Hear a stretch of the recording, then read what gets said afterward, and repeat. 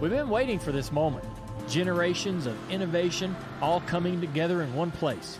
A pedigree of more than 70 years of NASCAR Cup Series history, from the past to the present, from Petty to Earnhardt to Elliott. Today, there's no more waiting. The future of NASCAR is now. Drive the next-gen cars today on iRacing and step into the next generation of racing.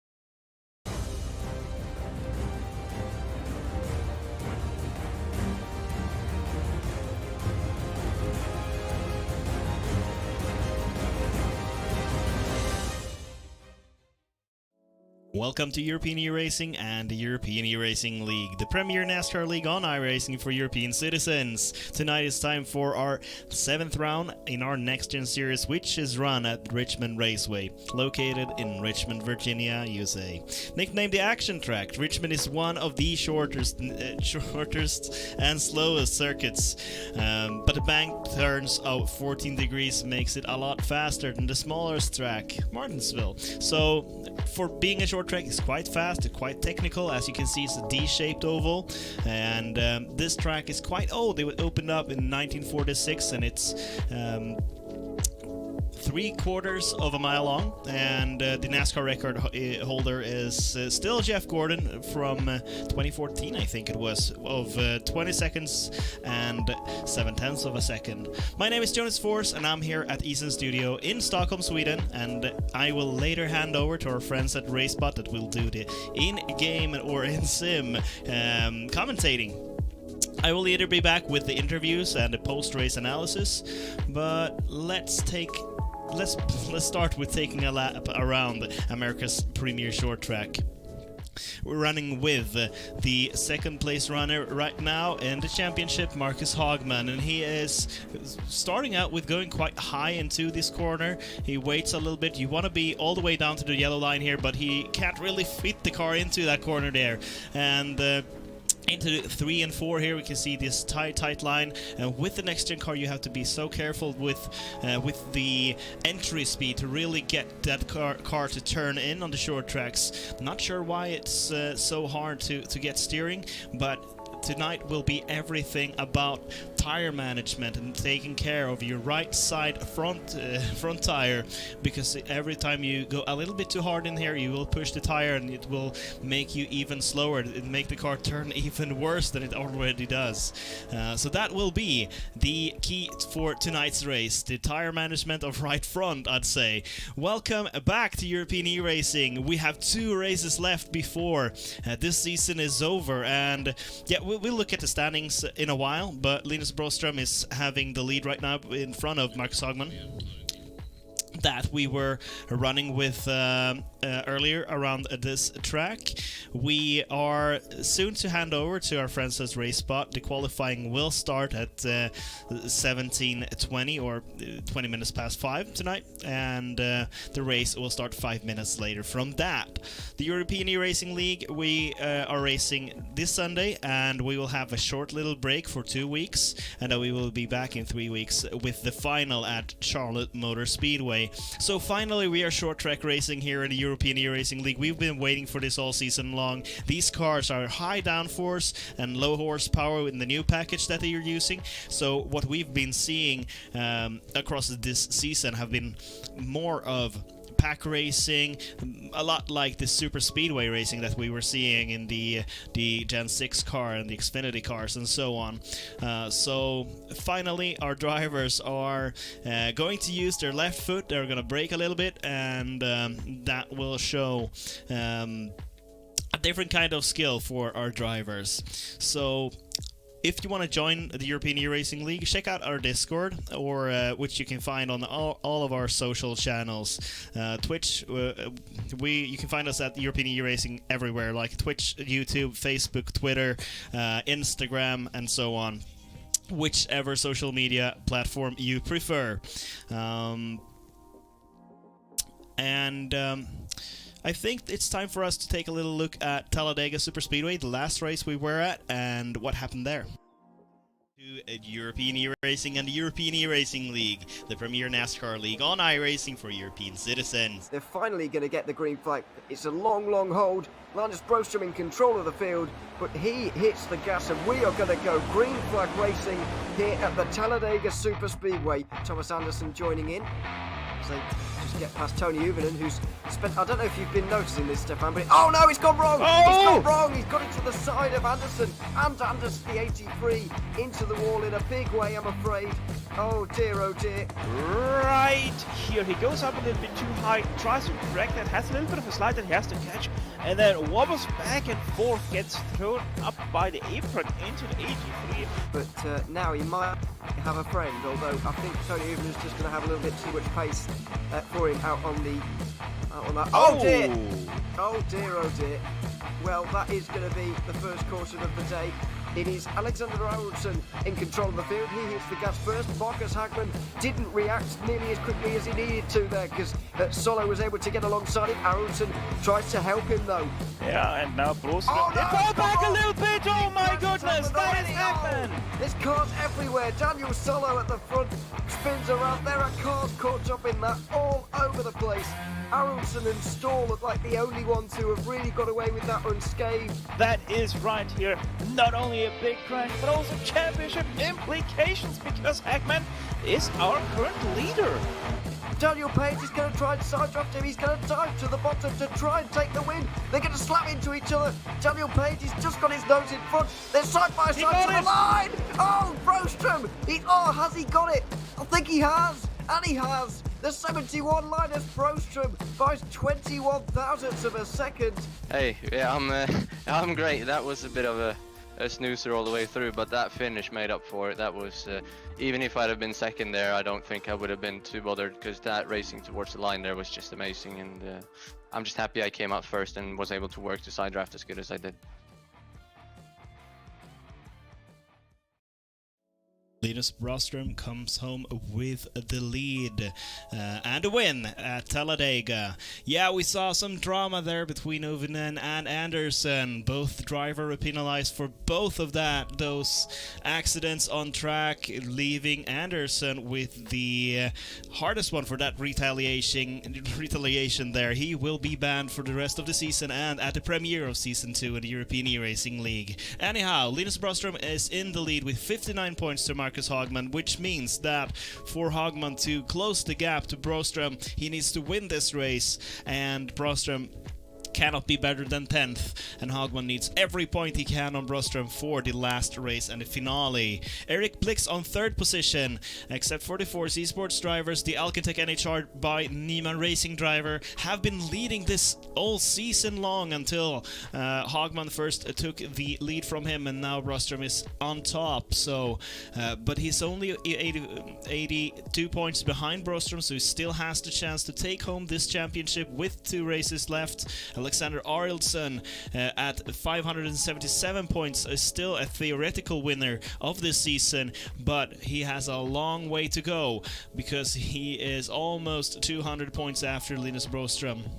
Daniel Solo at 5th position right now for Alcantech NHR by Neiman Racing is running close to Arlson and still has the chance also to win the championship, of course, with the wind blowing in his direction, but we'll see what happens next for him. Jonas Gunnarsson holds the banner high for Team Superior at 556 points. Kevin Adam is the first non-Swedish driver actually at 7th position from Spain with 501 points. Tony Uvinen at 8th place right now with 490. Robert Erling at 9th for 4C Sports Academy with 473 points. And Norbert Leitner of Hungary for Wannabe SRT Yellow at 461 points. So the top 10 is theoretical winners of this season, but my bet is on the top 3 right now because of the points differences between them. So will be this interesting show-off between these 3. Here are the rest of your favorite drivers this season long. A lot of drivers have been showing up for the European E-Racing Premier season, and now it's just the finalists left, more or less. 4C Sports is the leading team in the European E-Racing League, followed by Alcantech NHR by Neiman Racing, and then 4C Sports Academy at 3rd position right now. At 4th, we got Wannabe SRT Yellow, and Alcantech NHR by SimLab is positioned at 5th right now. Team Superior rounds up the top 6, followed by Rising Star Motorsports at 7th position. Then we got the SRT, Wannabe SRT Black Team at 8th position, and the Alkalites at 9th, and Nebula Esports at 10th position. So we get some. Anyhow, let's check at the prices that the drivers are competing about. From Cooler Master, we got first prize the ML360 Lucian and the Master Fan MF120 Halo 3-in-1 one. And from Logitech to the winner, we got the Pro Series gaming headset, the Pro Series gaming mouse, and the G240 cloth gaming mouse pad.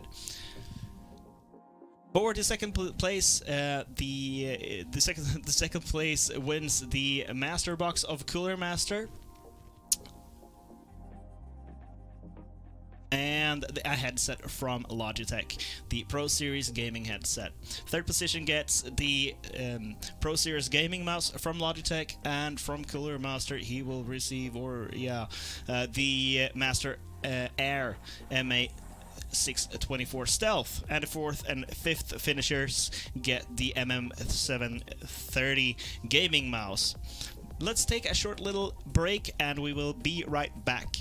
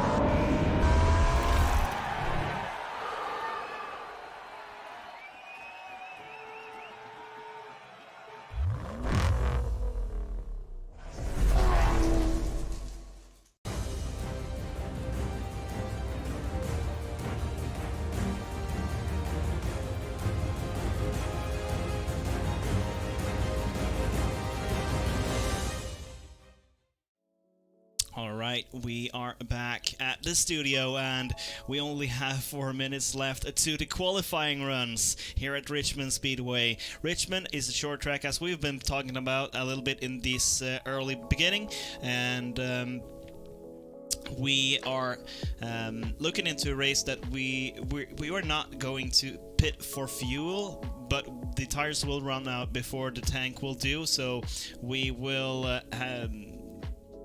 see different kinds of tire strategies, I'd say. I mean, if you're in the lead 5, in the top 5, track position will be quite useful to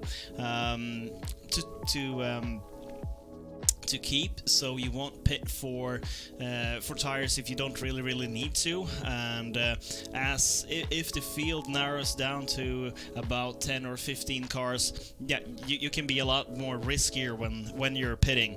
But since we have limited tire sets, you also want to keep one set of tires till the very end, when everything will be at stake. So we will see the last of the these last two. Yeah, let's take a lap around this track again and look at the different lines that you can run. If you get a car on the inside of you here, you can actually overtake on the outside. If you put your car in a very deep position, you'll do that by braking a lot later, carrying a more speed because you're going higher. You don't have to use your steering wheel as much, and then you will block the other driver from driving all the way up to the wall, as we see Hagman does here. If you can't do that, he won't bring as much speed into the next corner, and he will have to dive down and brake earlier, and that's how you can carry more speed in the exit of the corner and actually pass on the outside. But I would recommend to try to dive into the inside, brake late, and get the shorter line, and then get cleared on the outside to pass them by. So yeah, we will see the one of the last face-offs of this season tonight, and my 3 picks for the championship is Marcus Hagman, as we ran with, Eric Blixt and Linus Broström. For this race, I believe we can see a lot of Kevin Adam. Norbert Leitner have been fast all season long, and Alexander Arelsson is really fast at short tracks of the Swedes, I'd say. On the next page, we'll see a lot of some more drivers that I believe can be really fast here. It's Dominik Lukomski, Gabriel Stö, of course, Oystein Walsh, if we get him into this race. Will also be really fast drivers. Even Daniel Sola, as we saw in the first page, can be a real challenger here. He's an aggressive driver. He really knows when to put his nose in where it actually matters. Anyhow, it's time for us to hand over this broadcast to our friends at Race Spot, and we'll see each other in a while.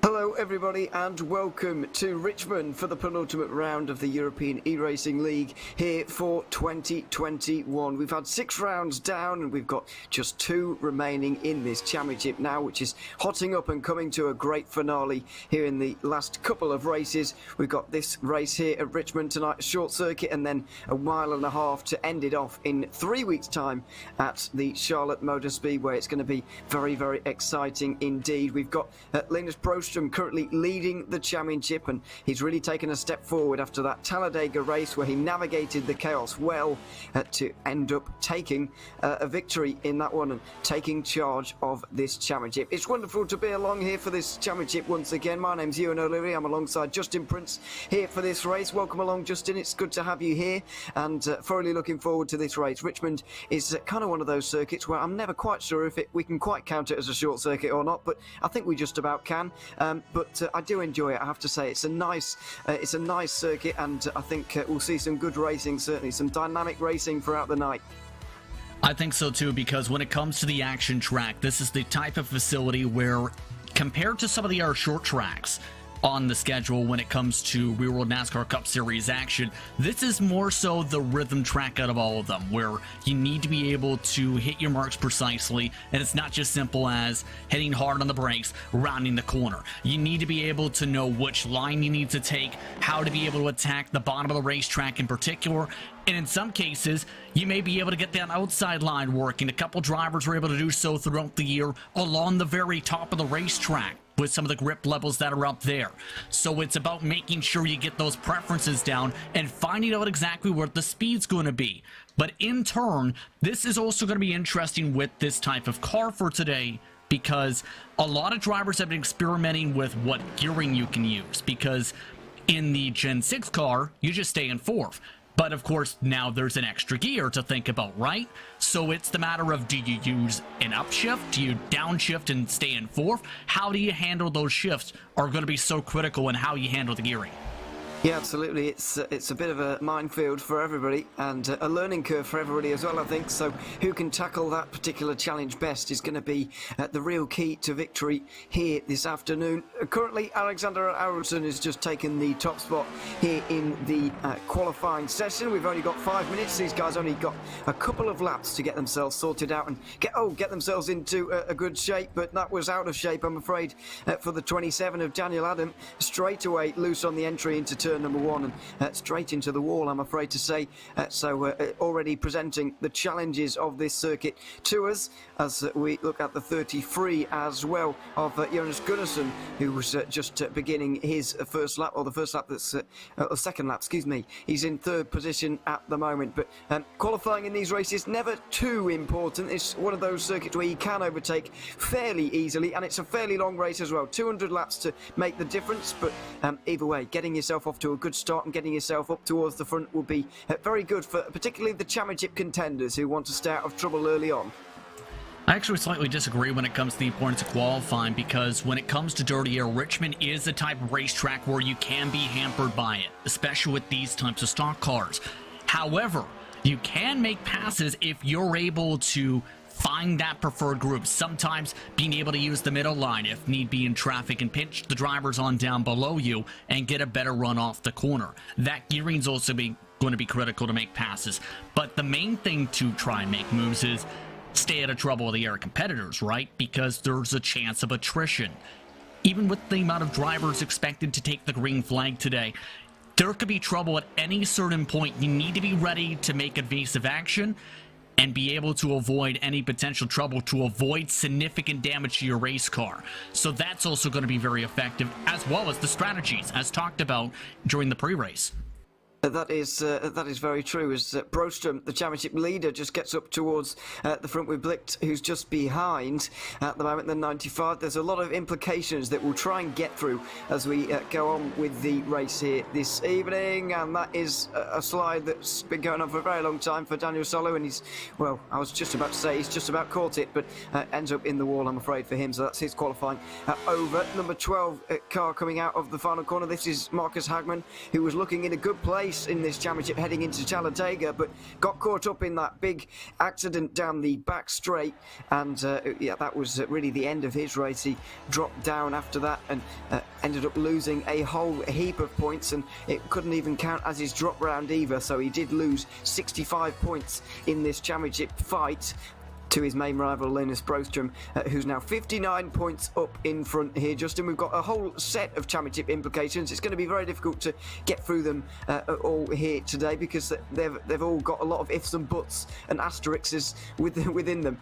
However, yeah, it's certainly Broström in control at the moment. I think we can safely say that. That you can definitely say, because essentially, for those just tuning in to help explain that, if he finishes 7th or better while outscoring Marcus Hagman, his Academy member, by at least 10 points, while being outscored by Eric Blixt by 12 points or less, he clinches the championship.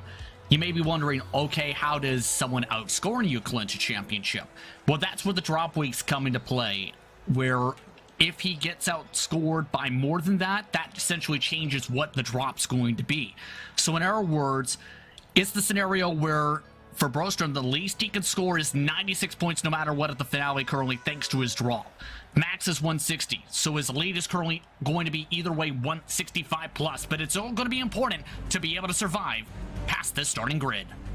It is indeed. Let's take a look at who is where as we line up for 200 laps here at the Richmond circuit. It's going to be a very, very good race indeed. And interestingly, we've got Marcus Hagman down in 10th position. We'll have a look at that in a few moments' time, but that is going to put him in the danger zone for this particular race. So we're going to have to watch out for that. Just having a look at who is where. Alexander Arvidsson, who took the opening kind of times. He was fastest straight off of the bat, but wasn't able to be displaced. So second place Linus Broström, despite his best efforts. Eric Blix is going to be in third, Gunnarsson alongside him. Then Gabriel Storr, who got spun around a couple of weeks ago while in contention for the race win at Talladega. And then we have in sixth position Andrei Solander ahead of Daniel Adam. Dominic Sawicki is in eighth position ahead of Robert Erling. Marcus Hagman, I just mentioned, 10th position for him, very much in the danger zone. Kim Johansson 11th ahead of Daniel Solo. Eric Lundberg and Rickard Allard are going to be lining up on the 7th row together. And then finally the 8th row is Bertrand Fournier and Tony Uvanen as well, lining up, bringing up the rear for this race here today. Coming off the back of Talladega, this championship has been really thrown wide apart, but we've still got some familiar faces up towards the front with the likes of Arvidsson, who led an awful lot of laps last time around, or last race I should say, on his way to a third placed finish. We've obviously got championship leader Broström up there, third place in the championship, Blicht as well, despite the fact he's not won a race yet this year. He has been doing very well, so we've got a good race in prospect here, and high stakes as well, Justin. Very high stakes indeed to be able to battle for the Drivers' Championship. And keep in mind the Team Championship side of things is also fairly close, separated by around 50 points between Ford Esports and Elkintech NHR by Nyman Racing. It's been very tight amongst those respective groups with the consistency shown by their drivers, but that consistency is going to be also important to keep up by the end of the night, especially with such a challenging racetrack here at Richmond. Through 3 and 4 we go then, behind the pace car, and it might well be the last time we see that truck out front here today. It may well not be also at the same time, because we do have cautions, of course. If somebody going around, we're going to have another pace lap, by the way, by the looks of things. Yep. So there'll be another couple of moments for these guys to sort themselves out. But yeah, let's see if we do indeed get any cautions, or indeed we stay green throughout the whole way. We had a couple at Talladega, 1 or 2 at Pocono as well, so let's see how this race goes with regards to that. But we've had some very good racing this season. We've had a lot of drivers getting to the end of races as well, which is obviously what we like to see. Not many people throwing in the towel and taking an early bath, which is fortunate. By the way as well, you can't run more than 10% down on the actual leader, so if you do go more than 20 laps down here tonight, then you will have to come into pit lane and retire. Out of turn 4 we go then, and Alexander Arvidsson in control of the field, wasn't waiting around for anybody there, because the green flag is in the air and he is going to take charge of this race into 1 and 2 for the first time. Linus Broström giving him a wide berth for those first couple of corners. Blix not really getting involved either. It's a spread out first few cars at the moment. Broström already working that lane slightly higher up than Arvidsson to try and get an advantage, and he already has, look. Yeah, that time it looked like Alexander just elected to back on off. Broström able to get that second line working to keep it to the quarter panel. Just struggling to walk quarter exit to be able to get himself a good run without approaching that wall. This could last a little while because it looks like Broström's got the strength, but it's the problem of getting fully clear along that outside group without going too hard in the corner with these next-gen cars. Yeah, you do have to be very careful. We've already seen some victims of that in qualifying. Blick now getting involved on the inside line as well. Broström stuck out wide. It's not quite like Martinsville where you're going to be stuck out wide and you're going to lose a whole heap of positions, but you certainly don't want to be stuck out there if it's not the advantageous place to be in. Once again, trying to get clear, and we just saw Gunnarsson showing the disadvantage of being on the outside line with that little scrape on the wall coming out of turn 4. So that was a close moment for him, but he gathers it up, and the the two for second place continue to battle side by side. Two championship contenders going at it, absolutely hammer and tongs, and still nothing to separate them. Absolutely locked together right now, and neither of them can get clear by the looks of things. Into 1 and 2 again. Yeah, it looks like Broström just seems committed to that second line. The problem is he just can't get into a good rhythm. The other drivers at least seem to have figured things out short run wise to be able to be fast at this mark. But here's the problem with that, Ewan. If you go too fast, especially at a track like Richmond, you will burn off the tires by about lap 20, lap 25, and that's when it usually falls back into the tire saver's hands. So you essentially don't want to go full 199% in the corners because you're going to fall off like a brick. You absolutely are, and we've seen a lot of those strategic races at Richmond in real life in the past, which is very much enjoyable. Let's hope that we get one of those tonight here as well, because that would be very good. Side by side once again for 5th position here, Daniel Adam holding off Gunnarsson just for the moment, with Kimi Johansson battling with, or just watching on from behind. Salander and Hagman go side by side just in the background of this shot as well. And talking of the championship, Linus Broström, despite the fact he did just lose out to the 95, as things stand, he would clinch the championship here with 1 round to go, because he's outscoring Marcus Hagman by 10 points or more, and he's not letting Blix outscore him by 12 points or more, and they're in the top 7. So all of these things are starting to fit together for him for the moment, but there's still over 190 laps to go, so absolutely no reason to get too excited about that at the moment, as we continue to watch Kimi Johansson come under fire from Jonas Gunnarsson. Yeah, and a lot of traffic starting to build up as a little bit too strong to the corner there for Johansson having to get off the gas. That's not how you want to enter these corners or exit those corners, to where you're so high up you have to back off out of turn 2, because that wall's going to come out and catch you if you push too hard, and all because of that. He's starting to struggle a little bit, but the problem is, for the rest of the drivers, they can't capitalize because they're fighting like cats and dogs back there, to the point where they're nearly hitting each other. That 33 Gunnarsson's got damage, and that's opened up the bottle for everyone else to try and push is near trouble. There was very nearly contact there as Hagman, that was one of the cars just getting extremely tight. No way through to, or no way to get any kind of turning going on there for Gunnarsson, and he's going for the over and under balance of things down the inside into 3 and 4, and might well be able to get this done. But Hagman not giving up, and once again the car on the inside just pushing completely up the racetrack, and Hagman briefly into the door there, but fortunately everybody gets away with it there and through into 1 and 2 again. Hagman is clear of this, so while he is working his way through traffic, the fact that he qualified 10th has not helped him at all, and that's to your point that you made in qualifying. You said it's actually going to be quite important here, because it's not going to be very advantageous to be stuck in traffic, and that's being shown absolutely with Marcus Hagman now. He's clearly got a quicker car than some of these guys around him, but he's taken a good while to get through only 3 cars so far. Yeah, the difference is around 2 to 3 tenths per lap with drivers in traffic. Compare that to the number 4 of Johansson, who has gotten back to a rhythm just up the road. He's running in the 5s. He's running quicker than the leaders. There's trouble at the back. Looks like Fournier has gone round, I'm afraid, and the first caution of the day has already been thrown. The end of 13 laps of racing here tonight. It looks like the number 6 car has indeed gone around. Fournier, not sure if that was on his own or not, because he was battling with Tony Uven a little bit earlier on.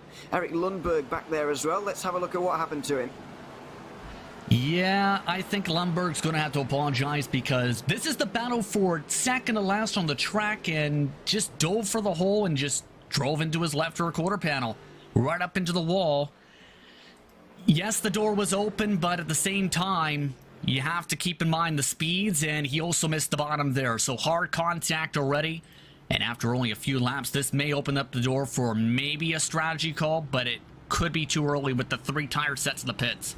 Oh yeah, I was just about to ask you that, really. 200 lap race. It's not like these guys have got all of the tyre sets in the world for them to use. They do have a limited amount, and so is this too early to be burning off some of your tyres? I mean, I said this at I think it was the Nashville race, the round 2. You know, some of these guys coming in very, very early. I was wondering, are these guys going to have enough tyre sets to get to the end? But it was very clean and green to the end of the race, and so it ended up being okay. But it looks like some of those towards the back, and Sawicki, Uven and Fournier Fonire have all come in. Possibly sensible choices from them, but most of the guys staying out seems to be the consensus here.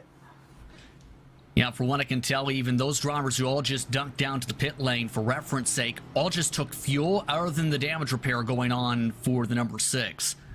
And the reason for that, I think, too, is being able to push their fuel stint longer, because you have to keep in mind with these cars in some of the testing for the next-gen car, in the real-world testing, I should say, the fuel tanks have reportedly pushed up a little bit higher than the Generation 6 cars by about another gallon or so, for reference, so it can push the fuel runs further.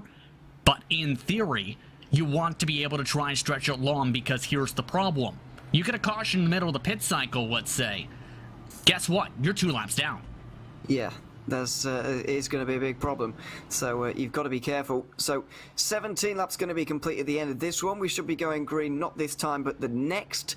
On lap 19, we should be able to see the green flag waving back in the air once again. So it's Alexander Araldson who's currently leading this race ahead of Eric Blickton, Linus Brostrom. The three of them were having a good fight early on in the race, but it was further down where the entertainment ended up being throughout that first green flag run. Marcus Hagman was making his way through the order, and he's made 3 places into 7th position, but as things stand, it doesn't really matter, because Linus Brostrom would be taking this championship home, and with 1 round to go, that is very impressive indeed. We'll also try and keep an eye on the team's championship as well, because that's just in reference just before the race got underway. It's very close in that championship. 49 points separating Falls Esports and Alcantech NHR by Nyman Racing, so worth keeping an eye on if we can, but we've got enough going on with the Drivers' Championship, to be honest with you. It's very much up in the air, and there's a lot of calculators flying everywhere and all sorts, so we'll try and keep on top of it all. But it's going to be a complicated one, to say the least. The lights are off on the top of the pace truck, and for the first time today, it's going to be pulling in for a restart this time around. Lap 19 about to begin, and Alexander Araldson doing exactly what he did on the first run. Green flags back in the air, and Linus Brostrom making a great start there, straight into 2nd place, catching Blicked on his heels. Very in sync there, let's put it that way, when it comes to that bottom row, and that can be an advantageous part of these restarts as this race goes on tonight. For Blix, though, the trouble is just trying to get a pass done on that 16 machine, who just was caught sleeping by that Insignis from down below him. Side by side at the moment for 3rd place going on. Gabriel Storr trying to get through all at the same time in the 16 car. He came tantalisingly close to winning at Talladega. He was leading with 1 lap to go, but got turned around in turn 2, and in the end he wasn't able to take home the victory. Looking to do a bit of redemption on this occasion as he goes past Eric Blickton to 3rd position, and now gets onto the back of the championship lead. And Linus Brostrom looking quite good actually as the 16 car early on in this run. All about getting yourself back up to speed, as Bertrand Fournier back in the pit lane once again. Not entirely sure what that's for, whether he picked up damage again or what's going on there, but he's going to find himself a lap down.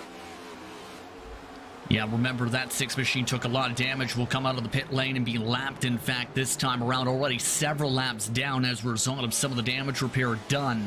I'm curious if that plays a factor, though. In this grouping you're watching, look where he's coming out of the pit lane, nearly into Adam's quarter panel, and that just messed up Johansson's run a little bit out of the corner and held him up. It has indeed. He's trying to fall through the field as efficiently as possible here as Fournier, trying not to get in anybody's way, but obviously he's got his own race to try and get done here at the same time, as Lundberg and Allard go side by side briefly there, but Allard stays in front. And there he is, diving down to the inside through 3 and 4, diving up the racetrack there. We've seen a lot of that into 3 and 4, not entirely sure why, but the driver of the car on the inside always pushing far up the racetrack, and we've already seen a lot of near misses. Obviously, it came a bit too close for comfort with Lundberg and Fournier a little bit earlier on, but a lot of difficulties for those on the inside going into 3 and 4. Trouble behind them.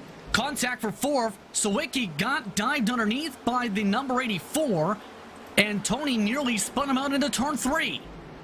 Wouldn't be the first time we've seen it going through there, but Sawicki has found himself now in 15th position, the final car on the lead. That you might be able to just see them in the background of this shot, but yeah, we've seen a lot of close racing so far. A little bit too close for comfort as well, considering how many laps we have to go as well. Yeah, that's the main thing to think about. This is a long race. 200 laps may not sound like a lot for the lap time scene, but it's one which can tucker you out. Here's what I was referring to.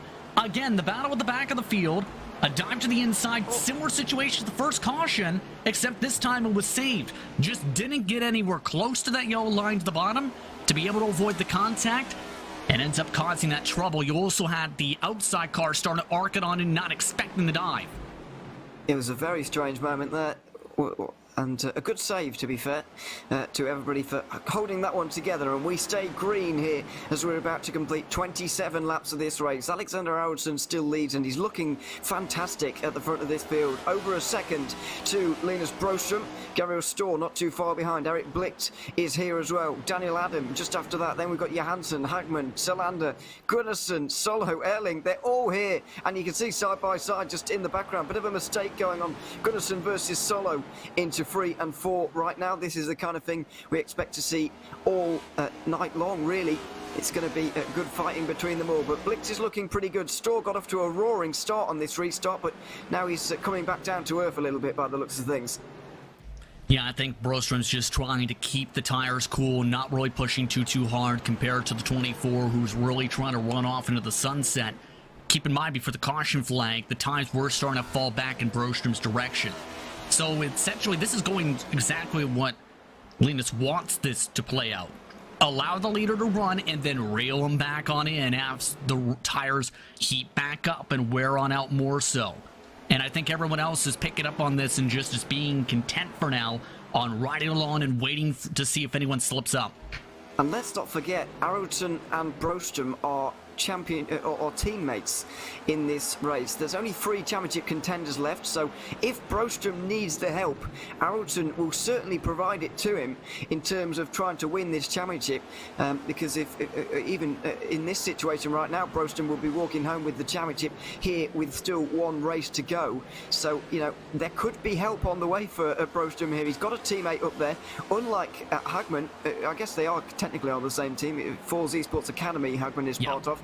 So they are sort of on the same team. But, you know, Broström may well get the help from Aronson, particularly if Blicht is trying to challenge his championship at the moment. And speaking of the 95, he's gone through into 3rd place.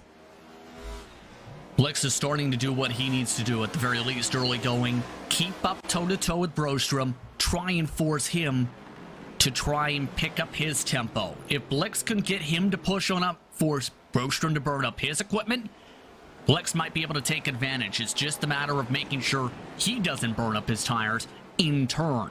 So if you can pressurize that 71, might help things out. By the way, some of that traffic starting to pick up the tempo we've seen with that number 6, while Johansson is having to give a little bit of a higher arc to make sure there's no contact with the lap traffic. Yeah, absolutely. It's a little bit of a dangerous moment always when traffic is coming through, but you can just see with the intervals on the left-hand side of your screen right now how good Aronson is looking. 2 seconds in front of the field, and the rest of them are all within a second of each other, battling away. It's starting to string out slightly at the front of the field, but the guys behind Storr here on your screen is starting to close up a little bit. Adam, Johansson, Solander all close together, and Solander getting a good run off of 2 there, but not close enough for one of those dives into 3 by the looks of things. And a couple of the cars you can see trying to follow that all-important yellow line here at Richmond, and it looks like Solander's doing one of the best jobs of anybody down the inside, maybe into 1, but he seems to be exercising a bit of caution right now, which is probably a good thing considering what we've seen earlier on in this race. To correct you again, that's the number 6, who is several laps down, mind you, after his repairs. So, who is becoming a Hornets, the bee in the bonnet almost, in regards to that situation. But want to bring up the good point of being able to get to the yellow line, because there's 2 different methods drivers will have in that regard. Some prefer to take it a flat entry and almost double apex it. Charge hard into turn 1, rise up a little bit for the apex of 1 and 2, charge back hard against the yellow line for the exit of turn 2. There's also the wide arc coming in, where you try and go wider on entry, arc it on down, approaching the middle of the apex, hit that yellow line throughout the corner, and then exit as hard as you can towards the high line. It's all down in part to preference there, to be able to figure out which line is better for you as a driver. And in some cases, if you get it right, you can make passes and set yourself up for this type of situation back here. Or you can force your opponent to the wall. Yeah, that is always a tactic, I suppose. So Hagman out on the outside there, and he's back to where he started in this race, 10th position, and looks like he's struggling a little bit outside line, trying not to lose another place to Rickard Allard, who's following on behind, but going to hold on just for now, or is he going a little bit wide? But that's all part of the plan, and he's going to hold on to 10th position. Yeah, as you say, it's a very dynamic racetrack, and I do enjoy it at Richmond. It's a very, very good one for racing indeed, as we've seen so far in this race. More side-by-side battling a little bit further down the order, with the 27 car trying to hold on at the moment. Daniel Adam being pressured here by Kimi Hansen, and just a little bit of a shunt there into the rear end of that car up in front. But the Ford not able to take any advantage out of that, and will continue on. That is actually Solander behind him this time, so no lap cars involved. I don't know where Fornere's quite got to, but he's a little bit further away from where he was before, as Johansson heads down the inside and Daniel Adams swings wide. Not too much of a contest there, but he does have to be careful because this is turning into a rather large group, and he doesn't want to end up in the back of it in a moment.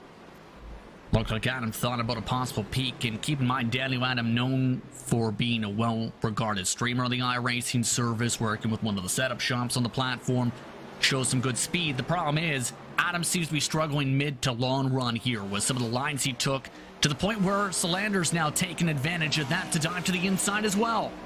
He is indeed, and here we go again into 1 and 2.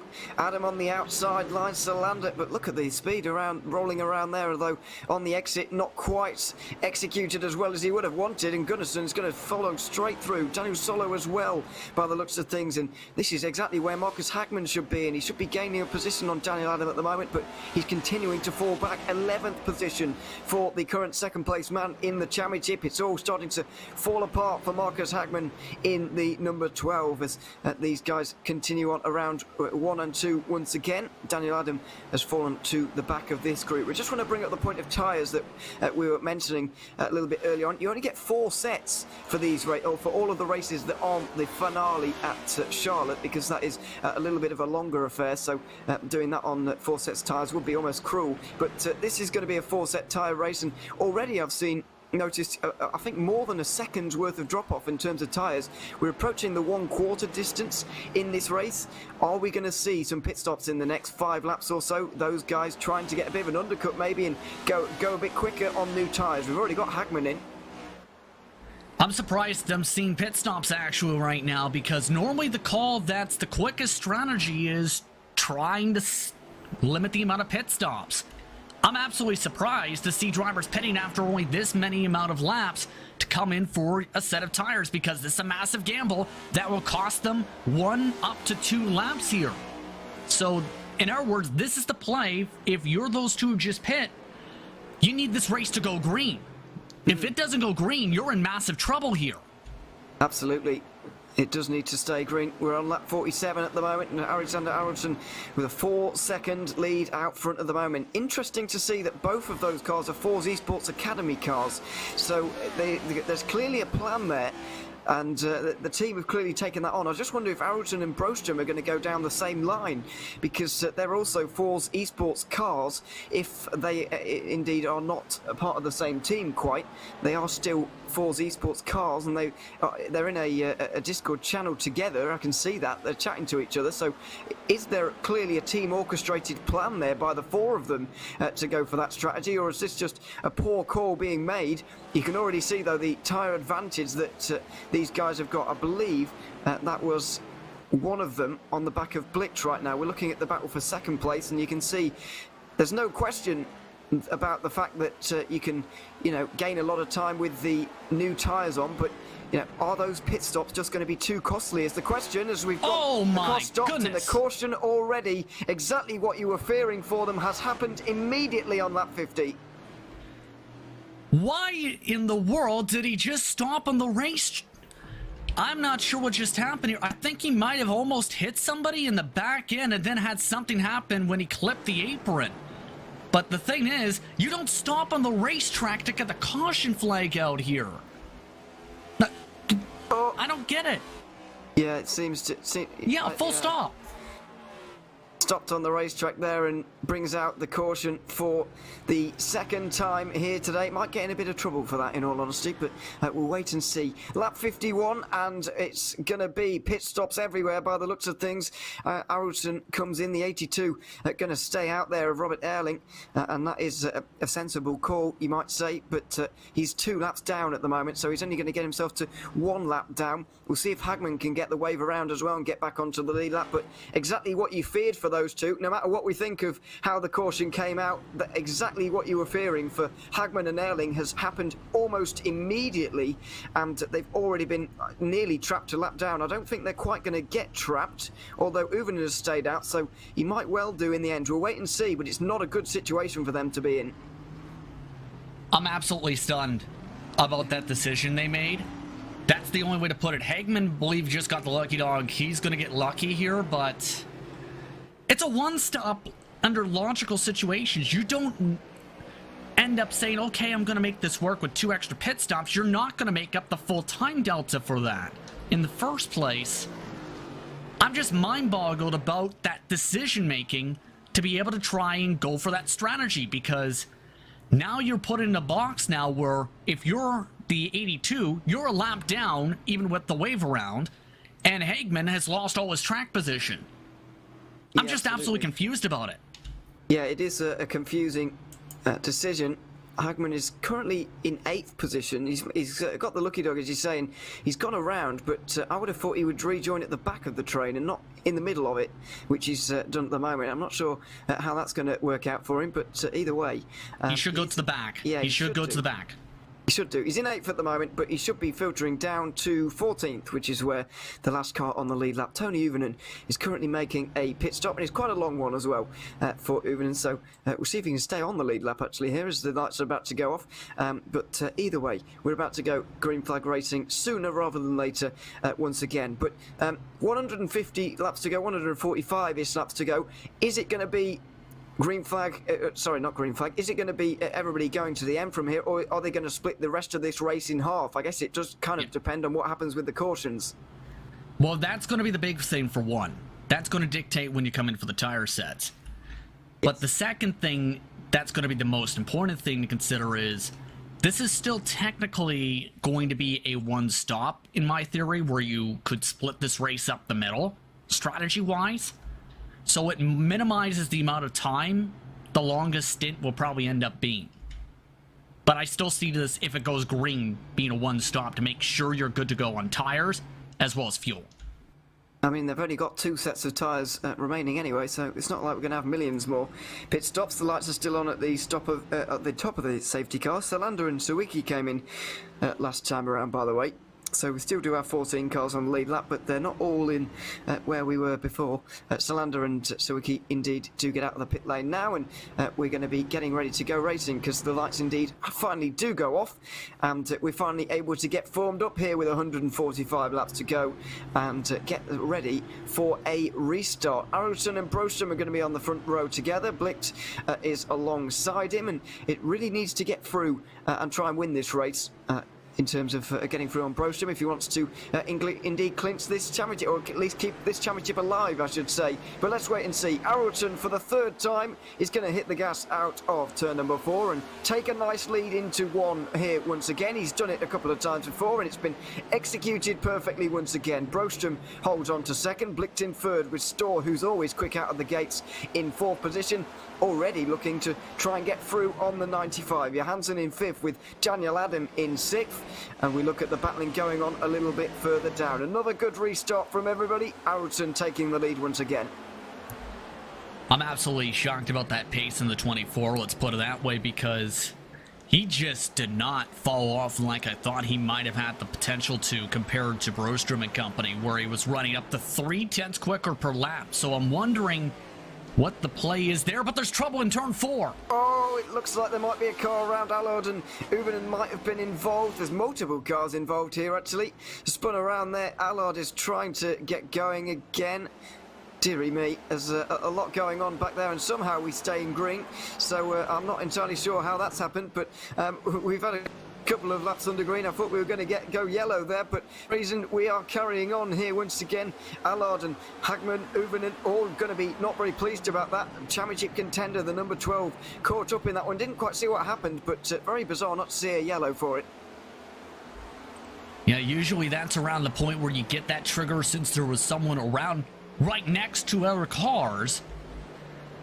But we keep on going is the main thing. I think that may have been the situation, though, where turn 3 entry seems to be the trouble spot for these cars, at least for these drivers today, where if you're trying to aim for the bottom for a pass and you miss the bottom, you're taking somebody around with you, unfortunately, in this situation, in this type of a race, and it's now happened a few times. It has indeed, and it seems to be tricky. For everybody, really. It's not just one singular team or driver who's been caught out. Everybody being caught out by that one. As we see Johansson going a little bit wide, trying to get a bit of a run. But in the end, Adam is the one with the head of steam going into 3 and 4, but not able to get through at the moment. They come across the line once again. 61 laps are going to be marked complete of this 200-lap race here at Richmond, and it's still Linus Brostrom who's going to be clinching this championship from second place at the moment. He's not being outscored by Blicht at all, and he's outscoring Hagman comfortably as things stand, so he will be going home with that one as it stands, but there's still a long way to go. Daniel Adam applying the pressure to the number 4 at the moment, but biding his time just for now in this long train being created by the 71 out front. Yeah, just trying to find a way to build up that run is the main thing. Adam looks like similar to the last run on a fresher set of tires. Good on the short run, especially on entry, charging those corners a little bit harder compared to his other competitors. Doing decent on corner exit as well. So I think at this point, it's just a matter of Adam keeping the rhythm up, and it's almost to where he's reaching Johansson too fast, where he's checking up on corner exit, and it's burning up his tires more, having to bobble to get out and check up onto the brakes again, and it's costing him time and a chance to be able to make the pass, so it's keeping him trapped if anything. Yeah, absolutely. You do need to, it's not all about just being quicker and then being able to get through very easily. It is all about using that in the right way, otherwise you're not going to be able to get through on any racetrack, never mind an oval, so you do have to be a little bit smart with it. But as you can see, the purple car just going through the bottom of his shot there. Alexander Harrelson still leading this one, and he was very, very impressive in the first run. You mentioned it a moment ago. 4 seconds of a lead before that caution came out, and he just wasn't slowing down at any point. It was very, very impressive to see. Well, he was one of the quickest drivers in practice, especially in clean space. A 21.8 was his quickest time in practice. He's been running in the same ballpark in terms of tempo. Only a couple tenths fall off, 4 tenths total compared to the 5, 6, 7 tenths the rest of the field has been having to handle with. He's just taking advantage of the clean air, but also just has this track planned out and rhythmed out near perfectly, where he's arcing it, using that double apex mark, and that arc mark, I should say, perfectly. Just knows the exact way to handle the rhythm and just be able to time it up to be able to maximize the RPM. Some of the other drivers are a couple miles an hour slower, I've noticed, out of turn 2 to the entrance of turn 3. Yeah, absolutely. It's all about getting it right here at Richmond, of course, and getting it right at the moment. Daniel Adam, who's just got through on Kimi Johansson there for 5th position. So 68 laps complete here at Richmond. It's been a good race so far. We're going to take a quick commercial break, and we'll be back in a few moments' time with 130 more laps here at Richmond.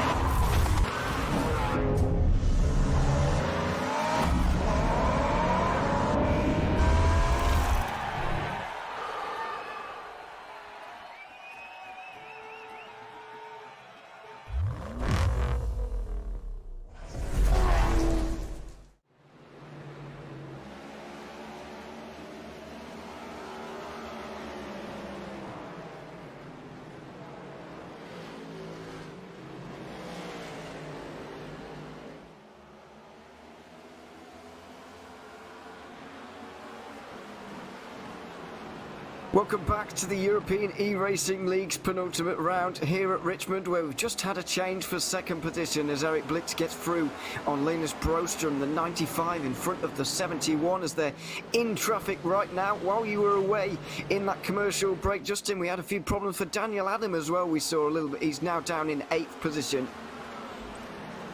And got significant damage in turn. Keep in mind, Adam just got really loose coming off of turn 2, which can happen if you go too hard on that right rear, in particular on the corner exit, too hard on the gas, overcorrected hard into the safer barrier, absolutely demolished his right front fender. A great job by the rest of the field we've seen to evade as more trouble with some of the traffic.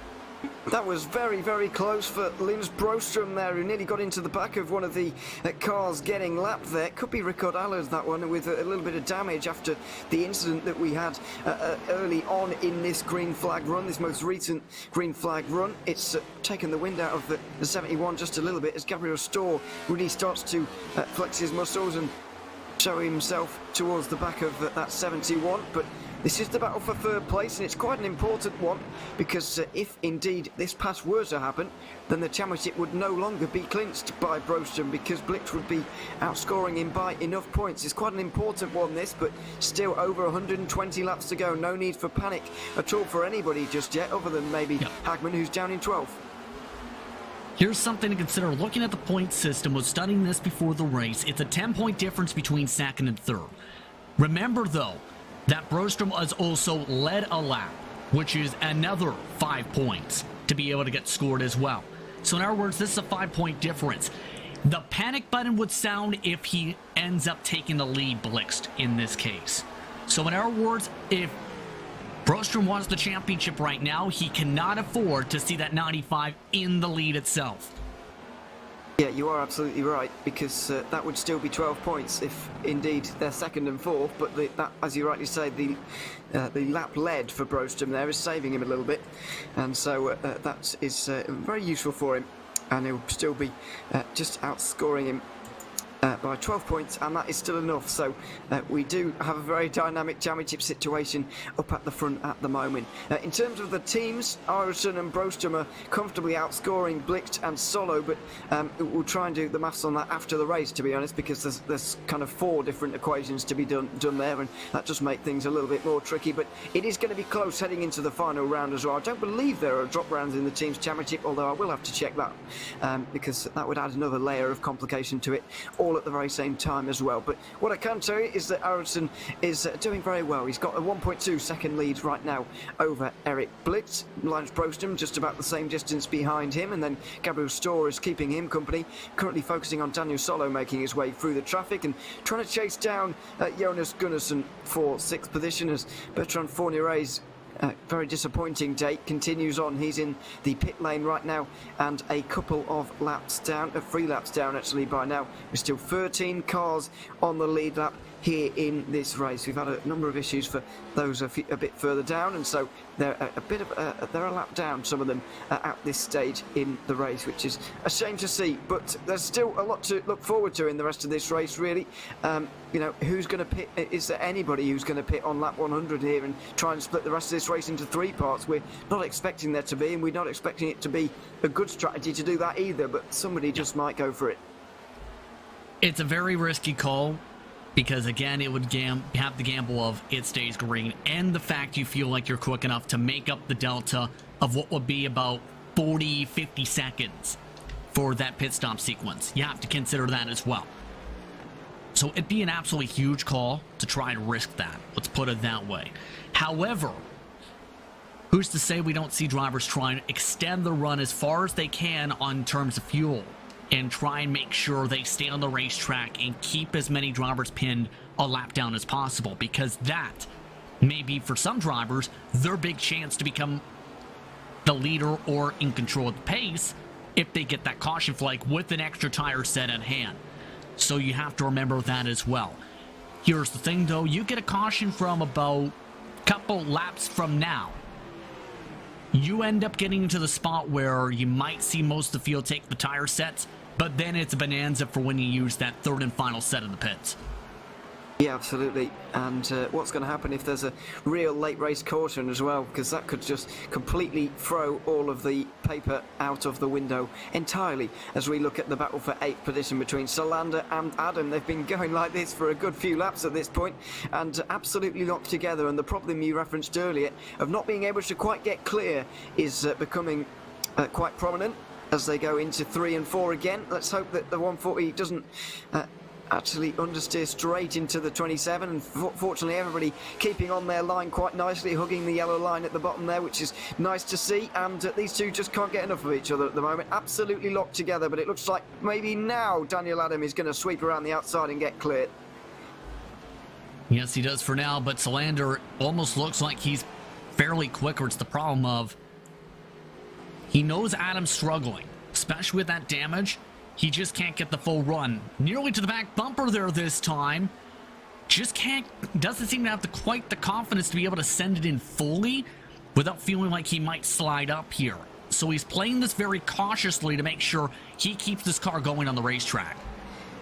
Yeah, nice run once again, but not quite able to use it as Adam is experimenting a little bit, moving a lane upwards on the outside. That was once again very close as he trying to get down the inside. Here is Solander, one of the Alcantech cars on the inside of Adam, and they both sweep upwards actually through 1 and 2, both of them pushing very hard indeed. And you can see one of the lap cars in the background there just getting front row seats to this one. That's not Eric Lundberg who's following them in behind. He's a couple of seconds back at this phase, but he's closing on both of them because of the battling that we're seeing. But maybe now Solander is going to be able to make his way through. Daniel Adam started this battle in front and has been defending for a good 10 laps at this stage, and maybe now finally he's going to have to cede that position to his rival, and he does indeed. That was a very, very difficult pass indeed for Andre Solander, but his patience has eventually persisted, and he has it's come off nicely for him. So he's through now into 8th position, and Daniel Adam, I'm afraid, continues to go backwards in this run as he did in the last one. Now, I think the main thing is remember that hit with Adam during the commercial break. That's the more hampering, I think, at this point, is the potential aero damage and potentially motor damage from how hard the contact was to safer barrier, because you get down on RPMs, you end up losing that straight line speed, which can really hamper you for the rest of the race. Speaking, though, towards the front, though, these drivers up here have been doing a really solid job of keeping their cars clean. The tough part has been, especially for Johansson, trying to reel in the rest of this gap to have a chance to move up to what will be the biggest moving driver of the race. Would be a +7 if he can pass the 16. Yeah, absolutely. He's been making some great progress, Johansson, having only joined the league last race at Talladega, making his first appearance with an 8th placed finish. I believe he was caught up in that backstretch incident. I think only 4 to 6 cars actually weren't, maybe 7 cars weren't actually caught up in that one, but one of those actually got a drive-through penalty, and so that really hampered the race. But Johansson, now that things are more within the control of the Ford driver, starting to really show himself here on the inside, maybe looking to the outside, then maybe the inside of Gabriel Stoy, who goes steaming up the racetrack. Goodness me, that's the highest line we've seen so far this evening, and it's not quite paid off, although the run is monumental coming down from the banking like that. And the 16 on the outside there, just far too high. I don't think he intended to do that, but it was still a little bit too wide, and Johansson has just walked through the door there, straight down the inside, and it's 4th place for the number 4, making some great strides in this race. Yeah, Story just could not get that run he needed to be able to get that top line to work compared to what some of the drivers experienced in eNASCAR Road to Pro Qualifying Series competition earlier this year when it came to the trucks.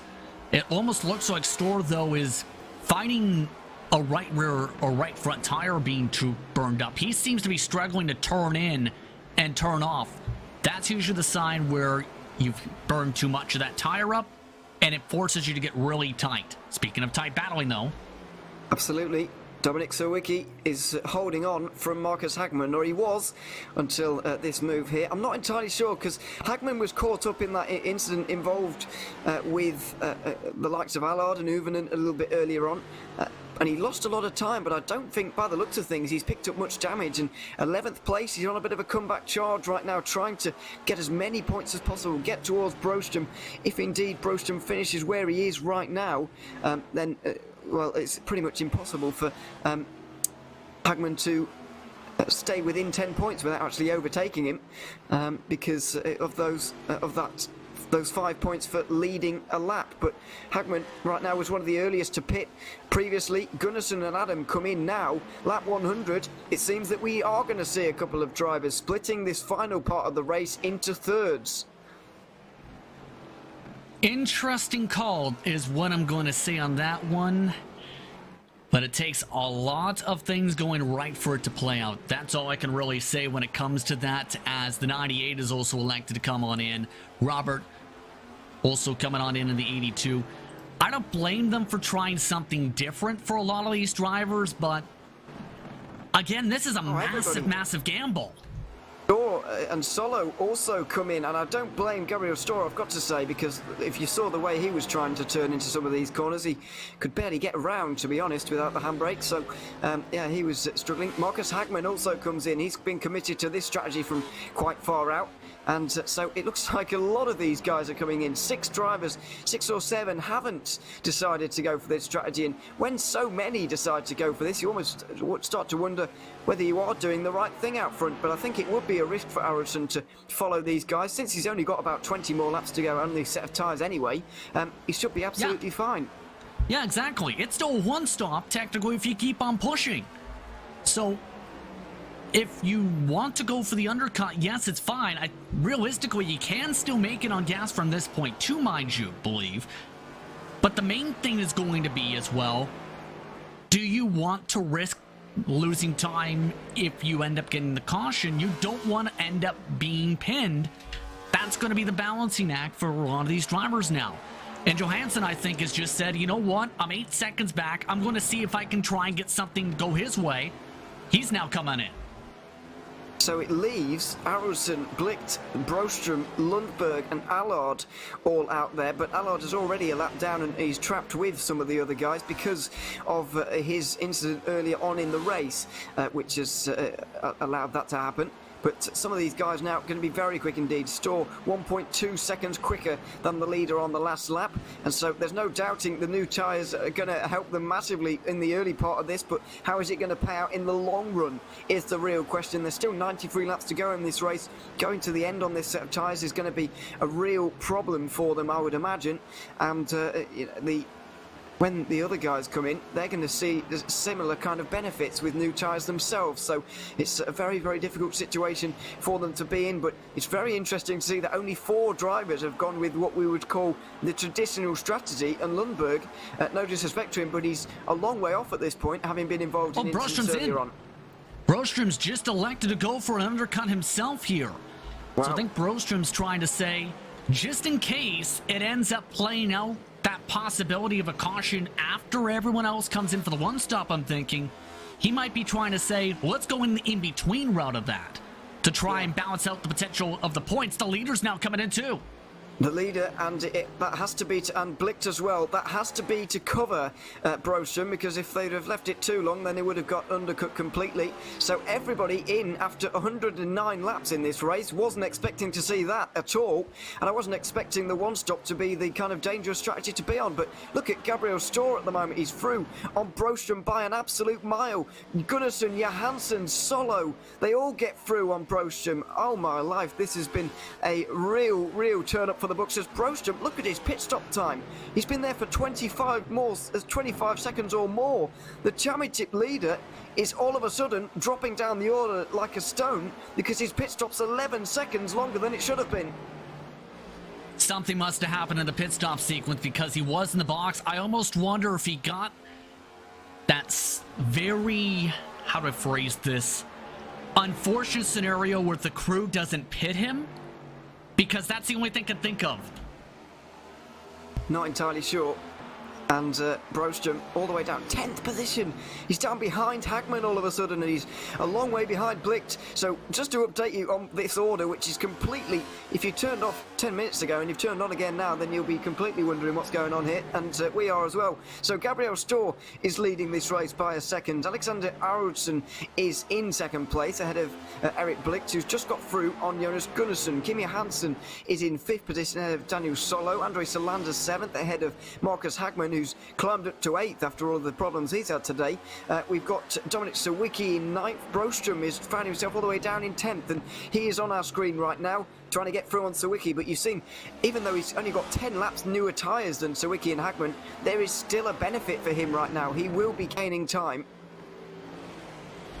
Yeah, they are going to have the much fresher tires by 10 laps in some cases here, so that will add a lot of good pace, short run in particular, to make up for the time lost by at least a few tenths per lap. But here's the problem. That call ended up costing some drivers upwards of 3, 4, 5 seconds for the drivers who are extending it out. I'm still curious about the call itself, but it now puts them into the situation of, will they try and go 90 laps to the end of the tire set to make sure of everything, or will they end up now trying to split 45-45 or so? Yeah, absolutely. That is the real million-dollar question at this stage, as the two championship rivals, 1 and 2, battling for 8th position. Who would have predicted that at the start of the day? But Linus Brostrom, after his long pit stop here, has had an absolute nightmare, and Marcus Hagman hasn't had a great day either, and so they're fighting it out for 8th place, but not a lot that the 12 can do there. So Brostrom back in front again. He needs to outscore Hagman by 10 points and be in the top 7, and neither of those things are quite happening for him at the moment. So we can park the championship talk for a moment, because the talk for the race win is interesting enough. And here is the battle, the 16 versus the 24. They're in traffic right now. Here's Fournier down the inside. He's got to be careful not to get caught up behind him. Storr here. They're side by side. There's contact. There's a bit of contact. He's just about saved it. Arulson was trying to get down the inside there. How many times have we seen that today? Pushes up from the bottom into the side of the car on the outside, and it's happened again. My goodness, absolute craziness when it comes to this. I don't think this is over yet either at this point. Here comes the sand again. Down the inside, and a lot more convincing this time. Arudson, second time lucky by the looks of things, and he is through once again. He's been leading so many laps today. He's surely going to get the 5 points for the most laps led. Obviously, Storr will be getting the 5 for having led a few of these laps here, but look in the background as well. Eric Blicht is not too far away, but that was a nice move in the end from the 24. A little bit shaky to start off with a couple of laps ago, but this time, last lap, he'd made a much better job of it. Absolutely, and there goes that speed showing right there in the 7-lap difference on the tires. The 24's been nearly untouchable throughout this entire race. The question is, will anyone end up bumping into him to become that sort of driver to essentially change up that equation? I've seen it in several cases here where you have a dominant car, you end up making contact with somebody, it ends up changing the whole complexion of the race. Anything can happen at this point as we now take a look at the potential of that swap now for second.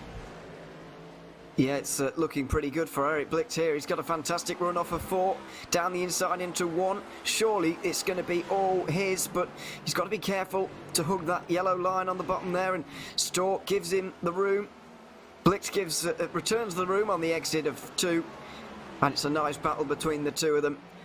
But there was only ever going to be one winner. The 95 heads in front of the 16, back into second place. So the 1-2 is restored. Blicht's now just trying to run away from Brostrom, really, if he can, and try and chase down Arudson. But judging on what we've seen so far today, I think it's very, very difficult for Eric Blicht to do anything. Yeah, that's just, again, down to the tires there and the raw pace. Blicht seems to be very consistent when it comes to his marks right now. I'm curious, though, on a couple of the battles that could be forming up around 4th on back at this rate, because those drivers also seem to be scrapping pretty hard. Yeah, they certainly do. So Gunnarsson versus Johansson is going on for 4th. 33 versus the 4. And then we've got Daniel Solo trying to get involved. He's a couple of seconds back. You might just be able to see him in the background as a couple of these shots. They've got Uven in between them. as these two are trying to pass Fournier. But Andre Solander is not too far behind, and Linus Brostrom as well on the newest tyres of everybody is going to be here before long as well. So very interesting battling going on as we're about to get to lap 125. We thought we'd have cars on old tyres out front at this point, but the race has completely taken on a different complexion. Are we going to see drivers coming in 25 laps time though, or is the next time we're going to see them in pit lane after the race? Let's wait and see on that one, because it's going to be a long stretch for some of those who are trying to do 90 laps on tyres, if indeed they do that. And what's going to happen if there's a late race caution as well? Who's going to have the tyres left indeed at that rate? Because everybody in the field right now, to our knowledge, has only got one set of tyres left. Exactly. And that's going to be the critical thing for a lot of these drivers, will be that decision making on if they elect to pit under green, because you get a caution. Keep on theorizing that, but it's so critical and is so much of a discussion point when it comes to eNASCAR competition, because if you're left on a restart without fresh tires, you have the potential of tire spin. You leave the potential of getting passed by drivers who kept the set as well. And that's also the thing to think about. Say someone just takes a fuel only on that last stop and says, okay, I'm going to take a gamble, hope I don't get lapped here. You get the caution, they're going to end up pulling away if they can get around some of these drivers for the race. So there's so much you have to think about if you're on the box for a driver, and if you don't have someone on the box for yourself as a driver while you're trying to pass cars here. Yeah, absolutely. It's a very, very difficult situation to be in. From what I know, Force Esports, obviously we can see them in the European E-Racing League Discord at the moment. The four of the Force Esports cars in the race right now are chatting together. There doesn't seem to be anybody not in the race in there, which indicates to me that there may well not be anybody crew chiefing for them, unless there is somebody elsewhere connected to them. Personally, which could be a possibility as well. Same situation for Eric Lundberg and also Rickard Allard, who are chatting together as well right now, since they are in the same team. But this battle for fourth is just starting to bubble away ever so slightly. Linus Brostrom a little bit further down has got through on Andre Solander, but Daniel Solo is the man in the background trying to chase down Kim Johansson and Jonas Gunnarsson, who have just exchanged positions, and that looked orchestrated, that one between the two.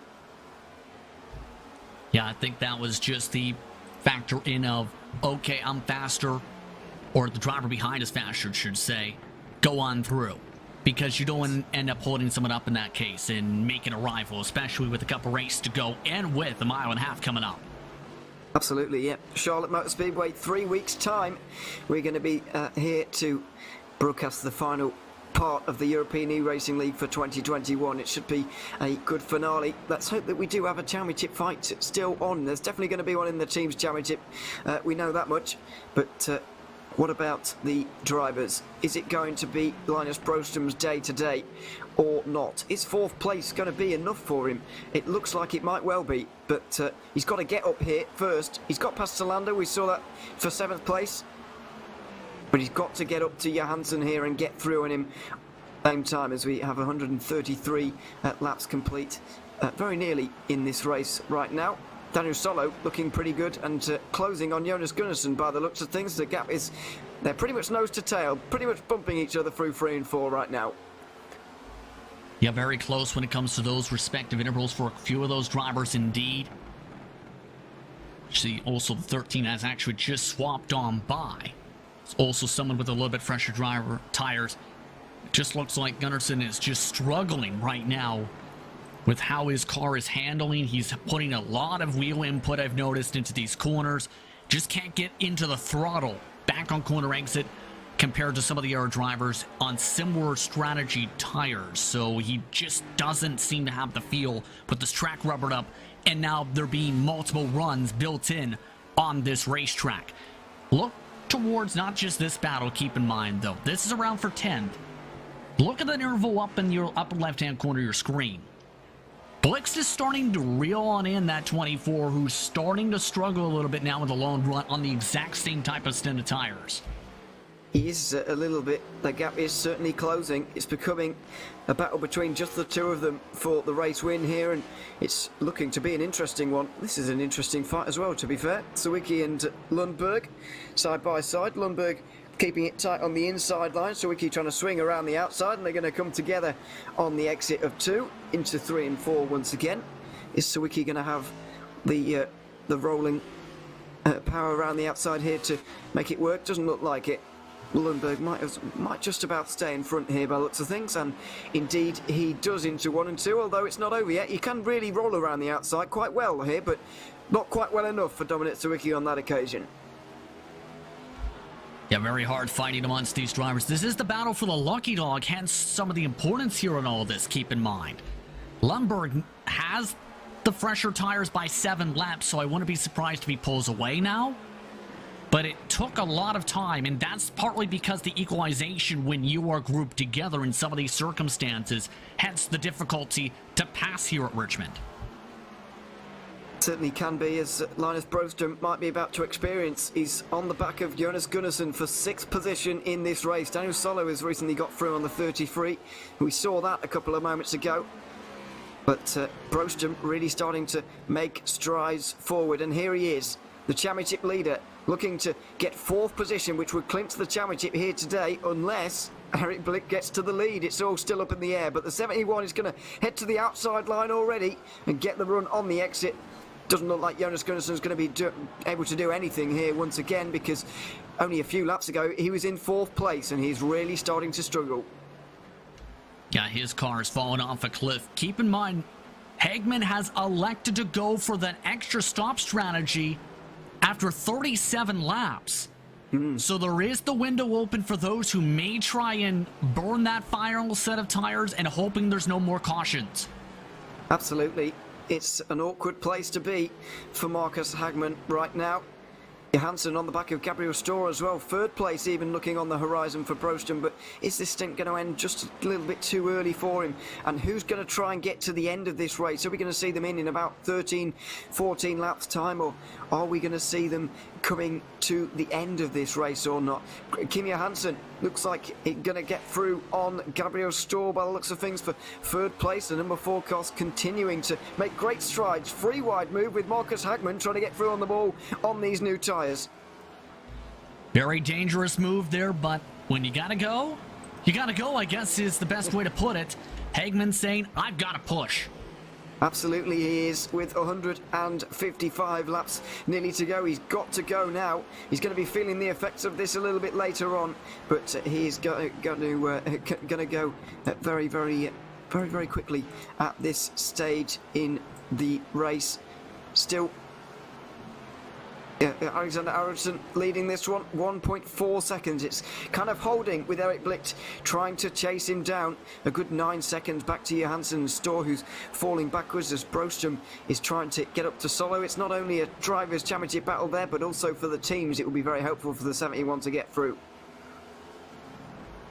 It would be, but it's still going to be an intriguing final part of this race, especially with how that race lead battle is faring, but also the difficulty with traffic management. That's going to be a big part, I think, of this fight.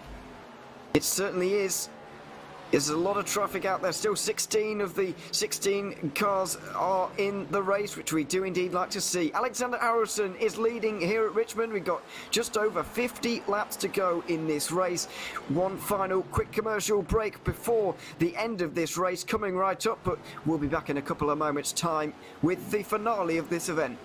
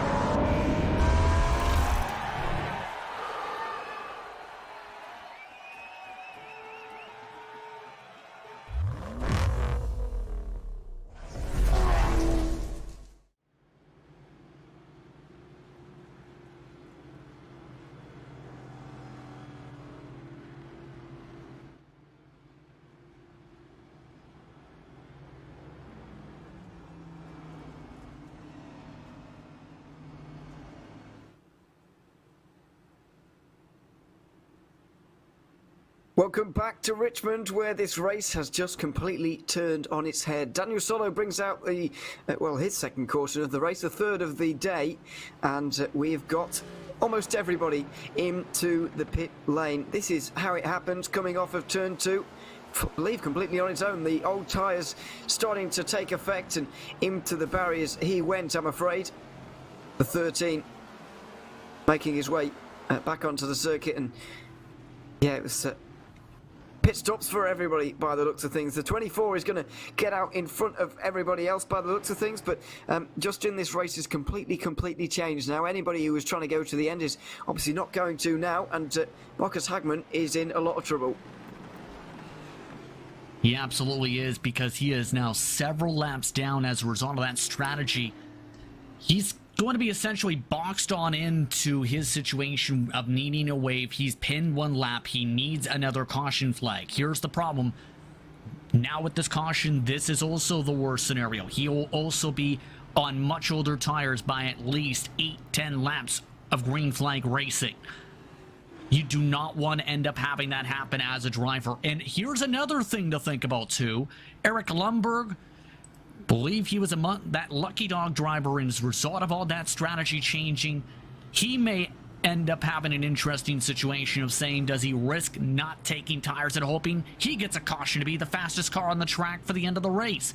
There's so many factors that can outplay on in here for some of these competitors, as I think Lundberg's going to say, you know what, I'm just going to go and take the tires.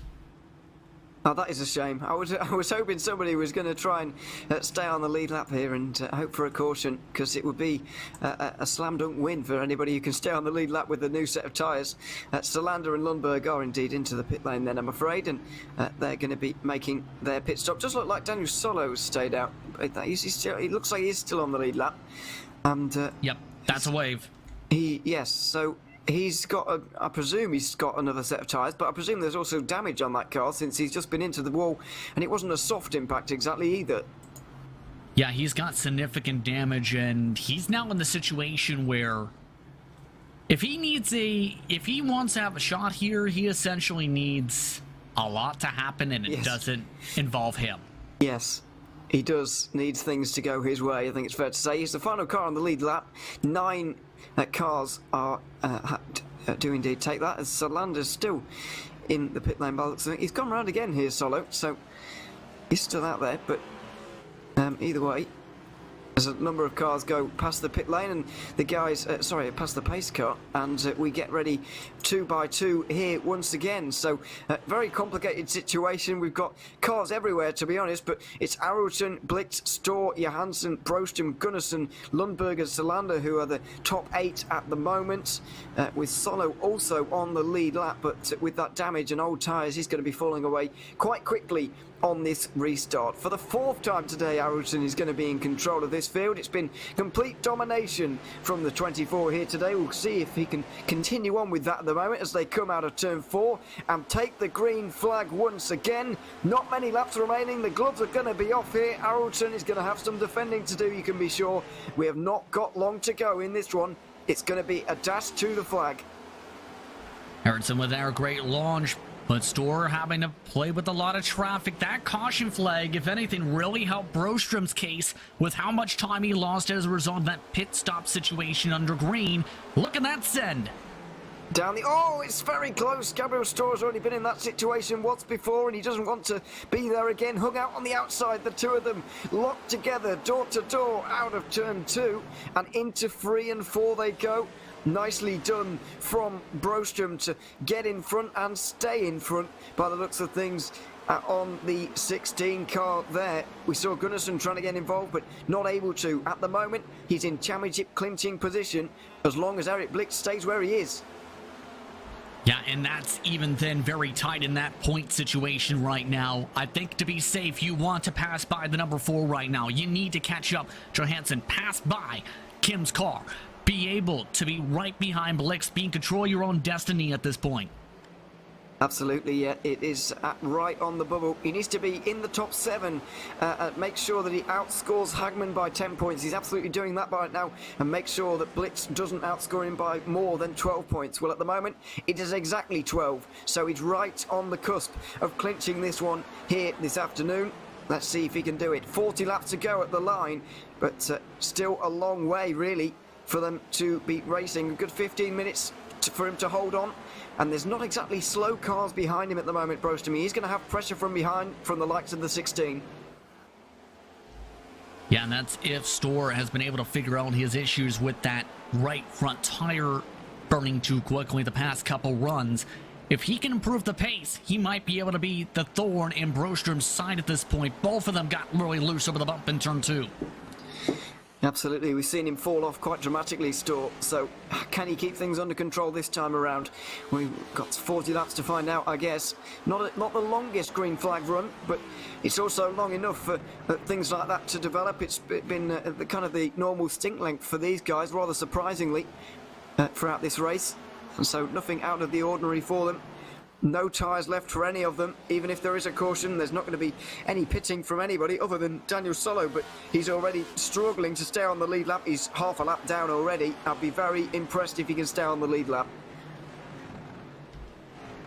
Yeah, he'll need that caution in about 10 laps at the latest, because right now that pace is just not there right now for Solo. 1 second be off the pace at least compared to the drivers on fresher tires. But that's the gamble you have to play, right, in some circumstances. In this type of scenario, if you've got the fresher tire set by 20 plus laps, there's a good chance we see that 13 fly. But the problem is he needs someone to make a mistake. Yeah, he absolutely does, and it can't be him. Once again, he's already brought out a couple of cautions here this afternoon, so he won't want to be bringing out another one. His teammate Eric Blix is looking to try and win this race, because that would save his championship at this stage. If he was to win this one in the 95, there's absolutely nothing that Linus Brostrom can do in that 71 car to keep this championship from going to Charlotte in 3 weeks' time. It will go the distance if Blix wins this race because of the points system, which I have to say I'm a big fan of, by the way. And it's producing a good championship fight right until the very end as things stand. Second place, applying the pressure to Arlton, but he's been absolutely immovable so far in that 24. Yeah, he's led all but 10 laps so far. 8 went to Storr, based a bit on the strategy. Brostrom with the 1. It's just been that type of a night for the number 24 machine so far in terms of that pace. But this run has been much more different, I've noticed. He's not been trying to break away and run away from the pack. He's been, if anything, trying to go a little bit more conservative to make sure he doesn't overexert the tires in case there's a restart, as there's some trouble. Nearly some trouble into turn 1 and 2. Brostrom just backs out of that move. Kim Johansson was on the defensive there, and in the end decided to back out. It was a smarter choice. It's opened up a bit of a gap to the front 2, but Brostrom is starting to get a little bit agitated and wants to get through, as you say, kind of making sure of this championship situation by getting into 3rd. Johansson was not letting that happen into 1 and 2 last time around. Yeah, it looks like he wants this top 3 run for him. He's been looking consistent. He's been looking very strong and solid. Seen him race very well in stock cars in the past as well on the service, so he's showing that raw pace in this field today. At this point, it looks like he does not want to give up anything for anything. Speaking of the traffic, by the way, Denny's strategy just went bust. It did indeed. Daniel Solo hangs wide. And there's nothing that he can do from going a lap down. Now that we're fully into the traffic, there is going to be some traffic interference throughout the final 30 laps here. And are they going to influence any of these battles? We hope not. But obviously they've got to go somewhere. And it's difficult to negotiate them sometimes around a circuit like Richmond as we complete another lap. 29 to go as things stand. And Blix still applying the pressure as this battle for 3rd just starts to stretch out ever so slightly over the last couple of laps. It's not too, not as close as it was. Blix also not quite as close as he has been over the last couple of laps either. There's a couple of car lengths opening up there. Yeah, I think now he's starting to realize, okay, it's looking like I might need to stretch this out. Be a little bit more harder on these corner exits to be able to extend this out in case Blix gets close enough. But here's the thing, Blix is driving the best he's driven all race, in my opinion. He's matching the lap times, if not getting better lap times a couple times over the past little while. Their average separate over the past 5 laps by 5/1000th of a second.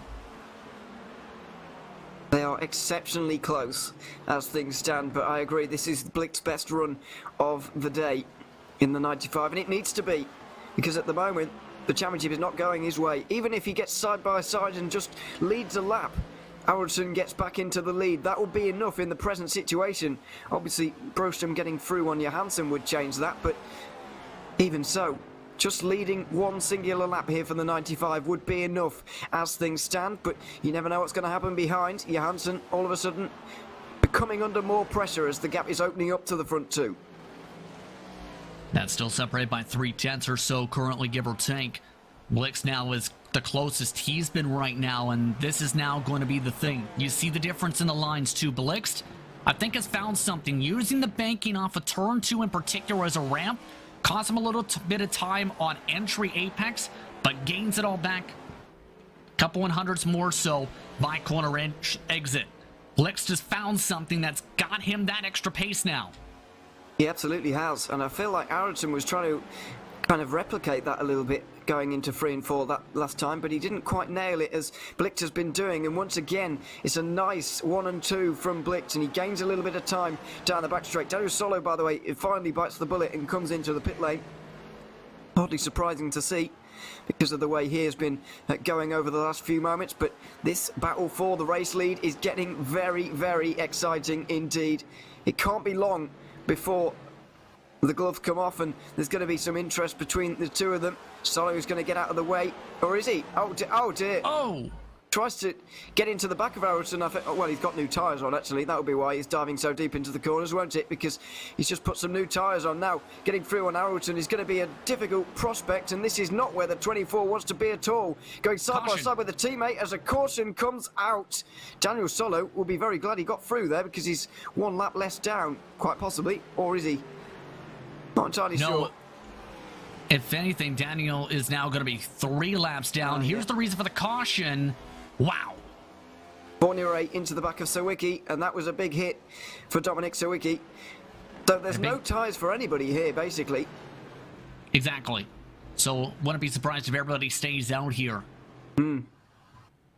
It looks like it. Let's see, though, because we're about to see everybody in the pit lane. It just looked like Fournier getting into the back of Sawicki there, and it was quite a hard hit in the end. Yeah, it just almost looked like an overcorrection. If anything, the second he hit had the contact, felt the slide, started bobbling right, boom, spun it on around as... Bit of trickery there, almost driving to the wall. Well, don't do that. I don't think he was tricking anybody there, considering they've got no tyres left, but either way, Aronson doing what he can to try and fool the rest. As you predicted, though, absolutely nobody is coming into the pit lane. Interestingly, that is Marcus Hagman making his way around the outside. All of a sudden, he is back on the lead lap in 9th place. Maybe there is some hope for him yet.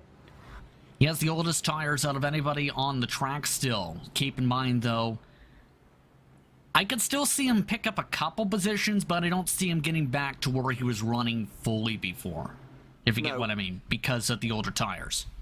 Yeah, I agree. And with Broström running up in 4th place at the moment, he really needs to be beating Broström, given the amount of points difference or the amount of points you gain for a position when you get that high up. 10 points is not that difficult to come by, really, so he does need to gain quite substantially. But you never know what can happen on this restart. There's only 19 laps to go here, and we're going to be going green very shortly. As into the pit lane comes Fournier and Sawicki. They're both repairing damage, you'd imagine. But this race is absolutely going to be on here, but Aronson has done this so many times before from the front. What can Blick do on this restart? He was working on the back of that 24 for an entire 30 laps there. He might feel like all his work has been undone by this caution, but I still think he's got a shot here. He definitely does. He needs to be, first of all, I think, in sync for the start. Time it up perfectly, be able to guess where that restart's going to come. Because if he ends up being even a half a millisecond late, we've seen it where that jump is so massive that the drivers on the bottom line can clear them by entering turn 1.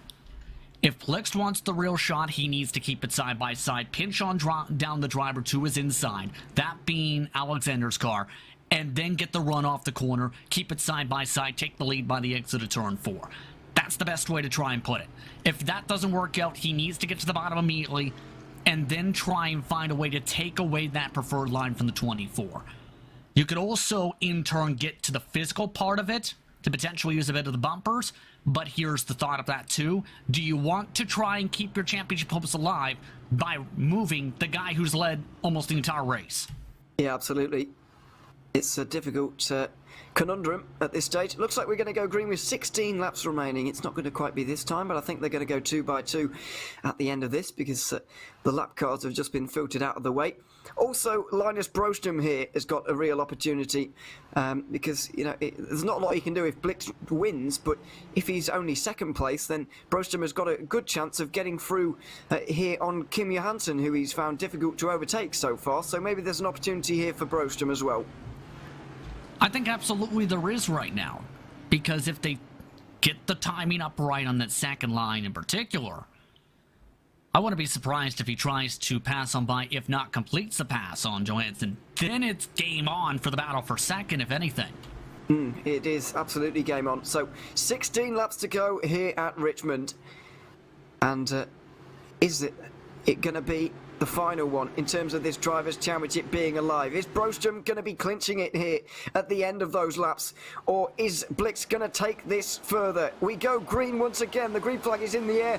Blix has not had a fantastic restart there. It's Alexander Arolsen who's going to take the lead into 1 and 2 once again. Linus Brostrom on the outside line trying to make that one work on Kimi Hansen, who he's been really struggling to get through on so far. But this time maybe outside line on the number 4 there, the 71, trying to make it work, and it's going to be a good run off of 4 here down the front straight.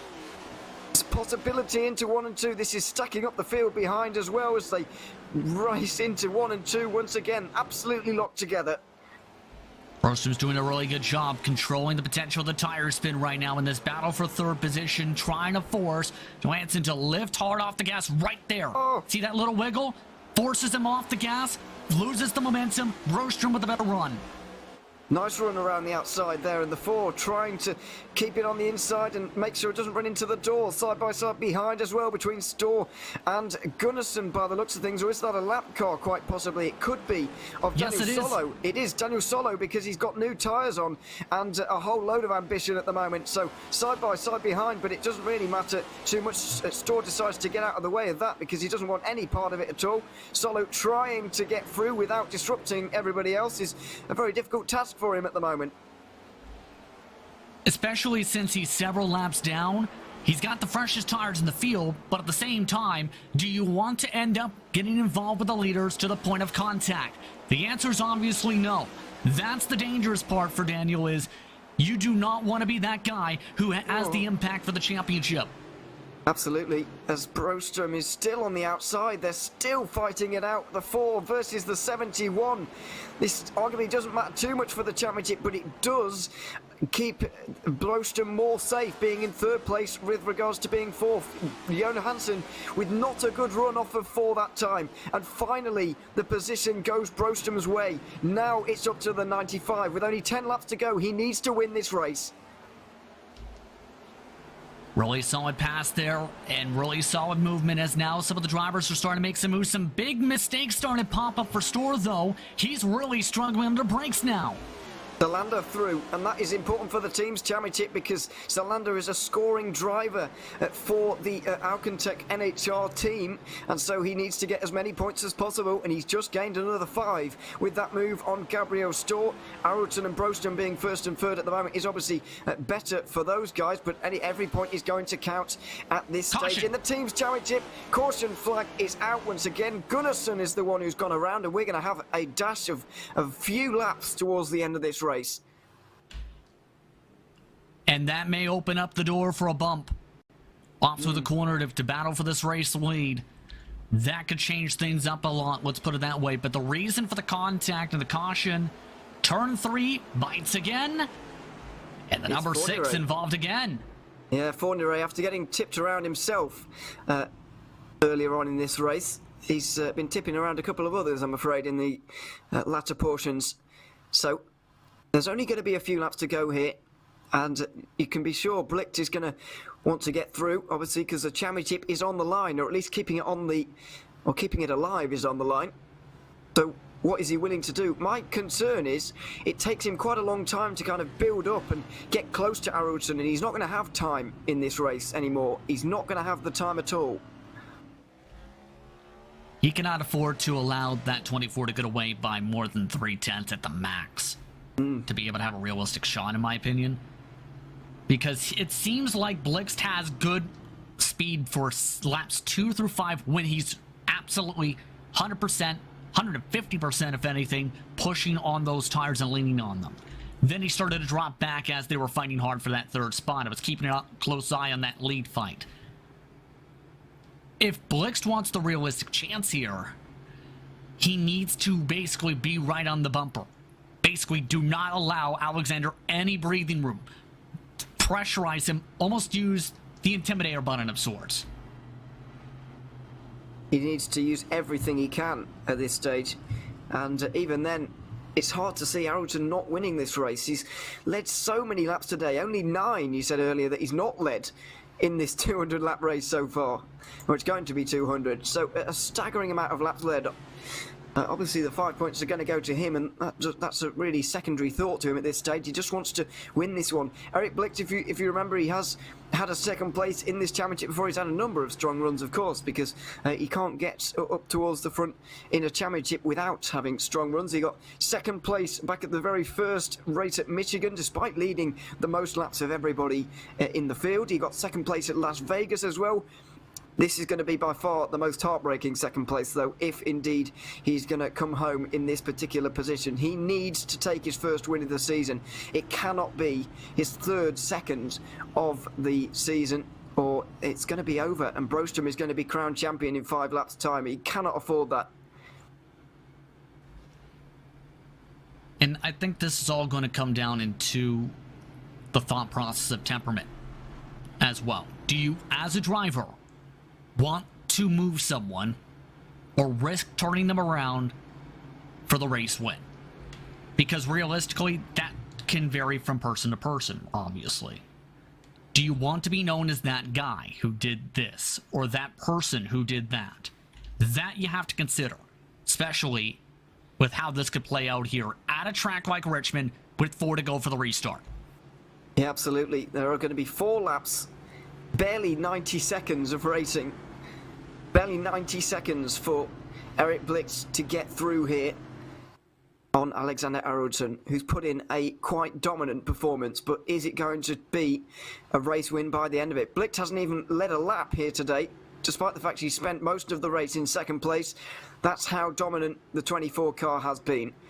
This is the 5th time today that he's going to be starting either a restart or a race start from the front of the field. You can see him just angling the car upwards to sweep down on the banking and get the best run possible. Blicht needs to do better than he has on previous restarts, and he's not done too badly here. Broström, although, has got a good restart as well. That is going to be a problem for the 95 car. He dives to the inside, makes sure Broström cannot get through on him, and that was a good choice in the end from Eric Blicht. He has been able to hold off Broström, but Aronson has absolutely gone here. Hardest he's been able to launch off of these past couple restarts. But for Blixt, he did time it up really well to be able to take away that preferred line for Broström. Try and keep him behind him at this point with a couple laps to work with.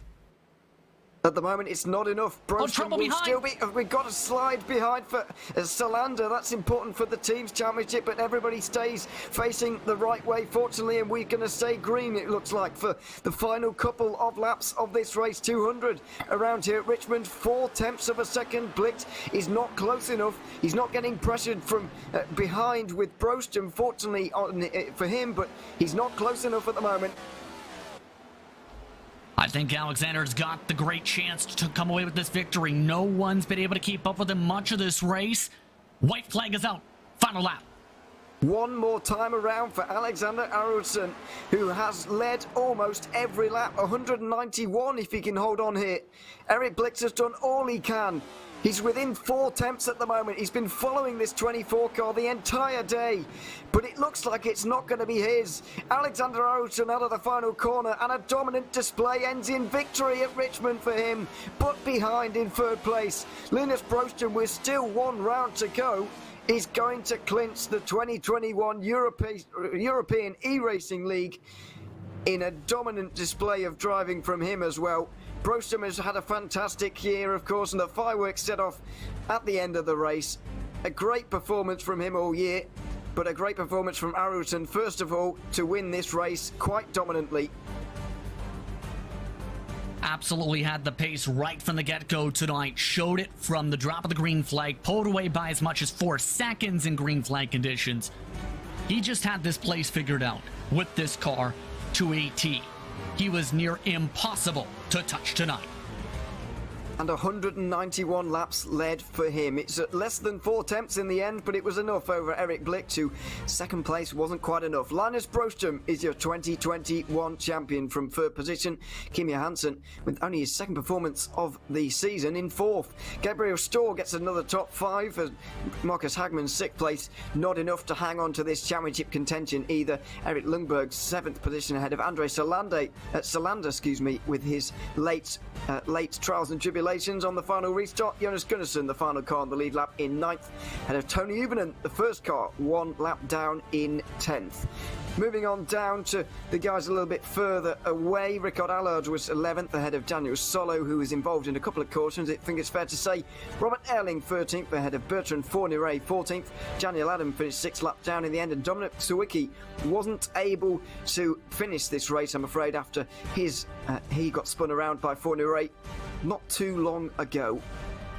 Well, that is it then for the 200 laps here at Richmond. A very exciting race from start to finish here in this one. But in the end, there was only ever going to be one winner. It's Alexander Arutin who's taken this one ahead of Eric Blicht. Linus Brostrom is your 2021 European E-Racing League champion. A big congratulations to him, because with 1 round to go, he cannot be caught. We'll be back in a few weeks' time at the Charlotte Motorsports Speedway for one final hurrah in this championship, where the teams will be fighting this one out. From me, Johan O'Leary and Justin Prince, it's going to be goodbye for now, but make sure you stay with us. It's the post-race show coming up here in the European E-Racing League. Stay with us.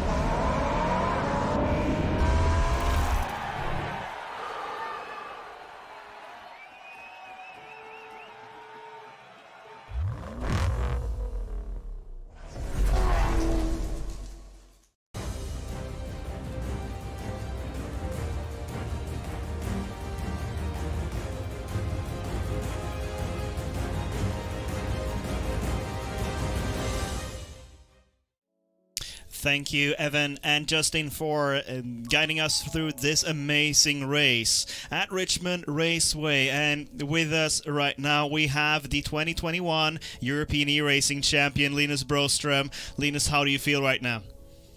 It feels kind of amazing.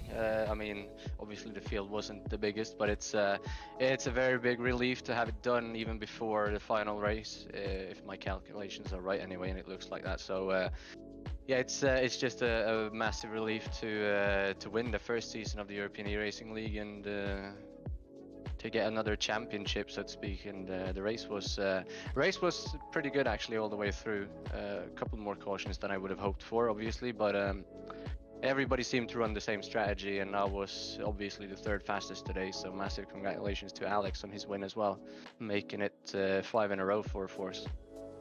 You qualified in second, and then you had a little bit of issue on the pit road. Talk us through what happened there. Well, I had everything ticked, tires and fuel, and then I stopped in my box, and they just said go straight away. So it took me a couple of seconds to realize what was going on. I took my tire window up and ticked in the tires again and the fuel, and then they changed the tires and put in the fuel, and then when that was done they said go, and then they held me for another 2 seconds again. So I don't know what happened there, but thankfully I was able to overcome that with those couple of cautions that we got. So it could have made it interesting going into Charlotte for the championship, but thankfully I was able to bounce back from that, so it's good. On the way back, you had a lot of fights, one with Kim Johansson, and it looked like that you gave up on that fight after a while. Well, I tried to hold it around the outside, and eventually I actually managed to pass him right before that caution came out, but I was considering backing out at one point, but then he got a bad exit, and I got run back on the outside, but it took me, 8 or 9 laps to get by him, so it was really fun to be racing with him there for that long. And then all the battles coming up through the field earlier there was just a matter of holding my pace and catching up to people and taking the runs when I got them, and just had to be super patient. But thankfully that last caution, or the last couple of cautions, came out and worked in my favor, so that was obviously beneficial for me in this case. Talk us through a little bit of your season here in the European E-Racing League. I mean, in the beginning it looked like that you had quite a challenge from the Alcantech team, and but now you're sitting here with 1 race to go and you're the champion. How did you get in this position?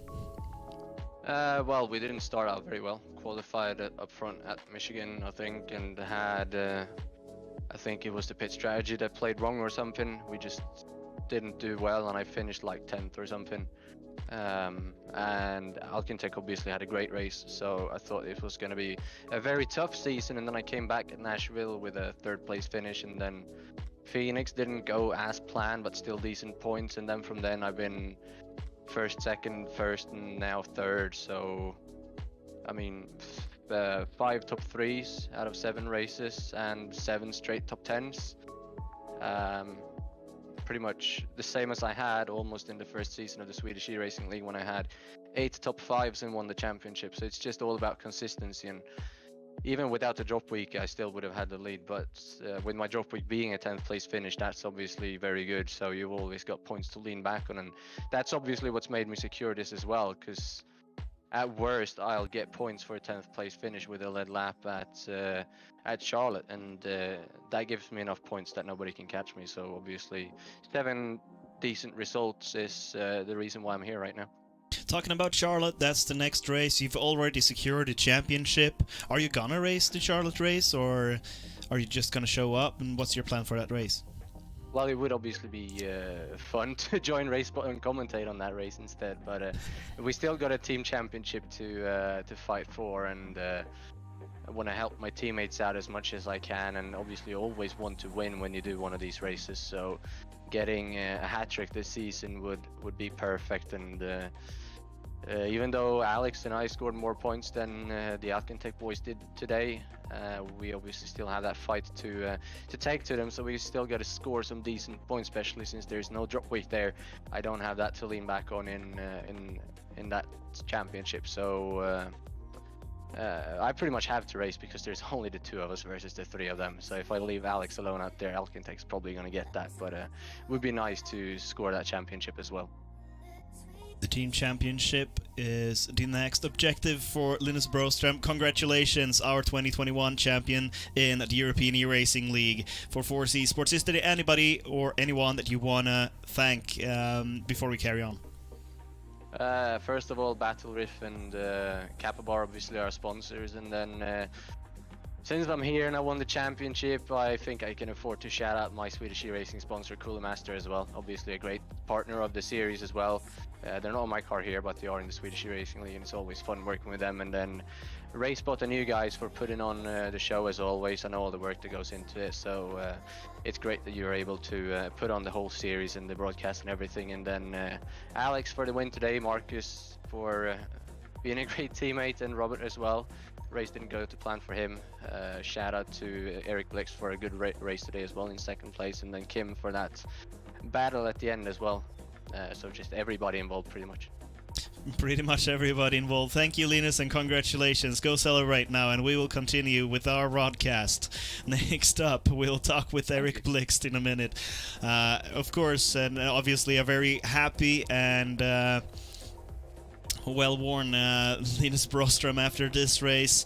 A lot of nerves comes in when you fight for a championship. Yep. And fighting for a championship, Eric Blixt that have been in the lead for this championship in the beginning and in the middle of this season. And we have him with us. Hi Eric, how are you doing? I'm doing pretty good. Pretty good? Decent finish, yeah. Second place is decent. I'd say it's pretty good. Yeah, it is pretty good. Linus does secure the championship here tonight with that third place finish. Talk us through how you planned up your race to defend your chances to win the championship tonight. I mean, it's pretty much just salvage after the last race. I can't remember the last race, but the Super Speedway one we did. Yeah, salvage point for that and try to finish as good as we can. Yeah, take every point we can. Every point counts, and a rough day for your teammate Daniel Sola, obviously. Solander does a kind of good race, I'd say. That keeps the team championship in on the line still at Charlotte. Rostrom talked a little bit about that, and that was the next objective for him. And how are you going to shoot down that plane, so to speak? Well, it's pretty much the same strategy. Just try to just take as much points as we can from them and see what happens. We're not gonna force anything out of it, so yeah, we'll see what happens. What is your plan for this race tonight? I saw you being quite fast in the beginning, but in the end of the race you were probably fastest on the track.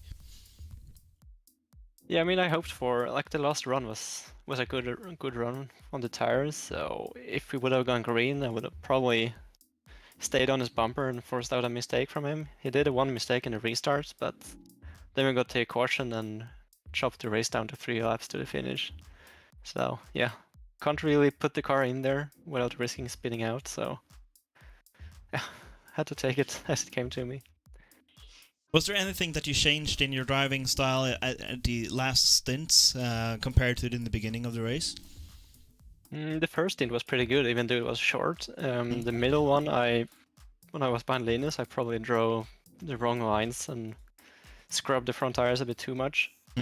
So I just knew for the last stint to take care more of the tires, make sure to really smooth out the turns and don't chop them off. And yeah, that worked out pretty good, and I think I had better tires than Alex, and I would have looked forward to a long run to the finish, but yeah, it got chopped off there in the end.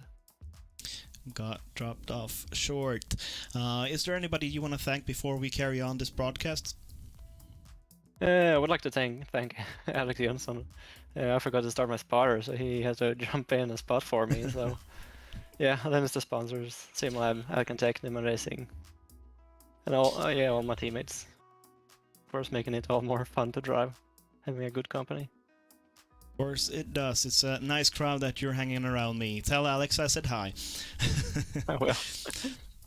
Congratulations on your second place tonight, Eric, and good luck on the next race at Charlotte. Thanks. Eric Blix finishes on the second position here tonight. A solid run for him all day long. He was fast in the last stints, where he had the possibility to challenge Alexander Arlsson. Arlsson, who was in the lead for every lap except of 9. and I believe we have him with us right now. Alexander, are you with us? I am, yeah. Congratulations on your win tonight. 191 laps in the lead, including the last lap. Congratulations on this finish. Thank you very much. Yeah, it feels great to get the not weekend sweep, but week sweep this time done. So that's great. Every race at Richmond in our different leagues, you've been ending up on top. Prince said that the number 24 has been untouchable today, and I can't agree more with him. Talk us through. You led in the start, and obviously the most laps where you were at the track, but not after the pit stop, of course. How did you plan out the race? Well, to start off with, managed to qualify on pole today, which I felt was important to do, to be able to control the race from there on, which I felt like I was able to do, as I got a good launch on the initial start, and then pull away to a comfortable lead, and obviously then we had a couple of cautions which bunched the field up, but I got good launches off the restarts each time, and managed to hold mainly Eric off there. So yeah, it went pretty well. Eric seemed to be quite fast in the last two stints. How did you feel when he was closing up in your rear mirror? Yeah, it felt like he had much better long run speed today compared to the last race in the Swedish league on Thursday. But I think it felt like we had pretty even long run speed in that. I think I could have. If he did catch me there at the end, I think I would have been able to get a few more hundreds or maybe a tenth or so of time compared to him. So I think I would have been able to hold him off there. So, taking this race as a whole, what made you win today? What preparations, what strategy, and so on? Well, I'm not quite sure, to be honest. I think I've just got this track figured out, really, how to get around it the best way, obviously, and save tires. I think that's the key thing, especially with this car and with this setup that we've got in the fixed setup. It's all about saving those tires, the right front tires, and I think that's what I did the best. To use Evan's word at RaceBot, complete domination for you here today. Is there anybody you want to thank before we carry on? Yeah, obviously I want to thank my sponsor Battle Riff and my whole team at 4C Sports, and I also want to obviously congratulate my teammate Linus on his championship. Very well done. Very well done to you too, and good luck on Charlotte in a couple of weeks. Thank you. Alexander Arlsson, complete domination with 191 laps in the lead out of 200. He started on pole, he finished first tonight.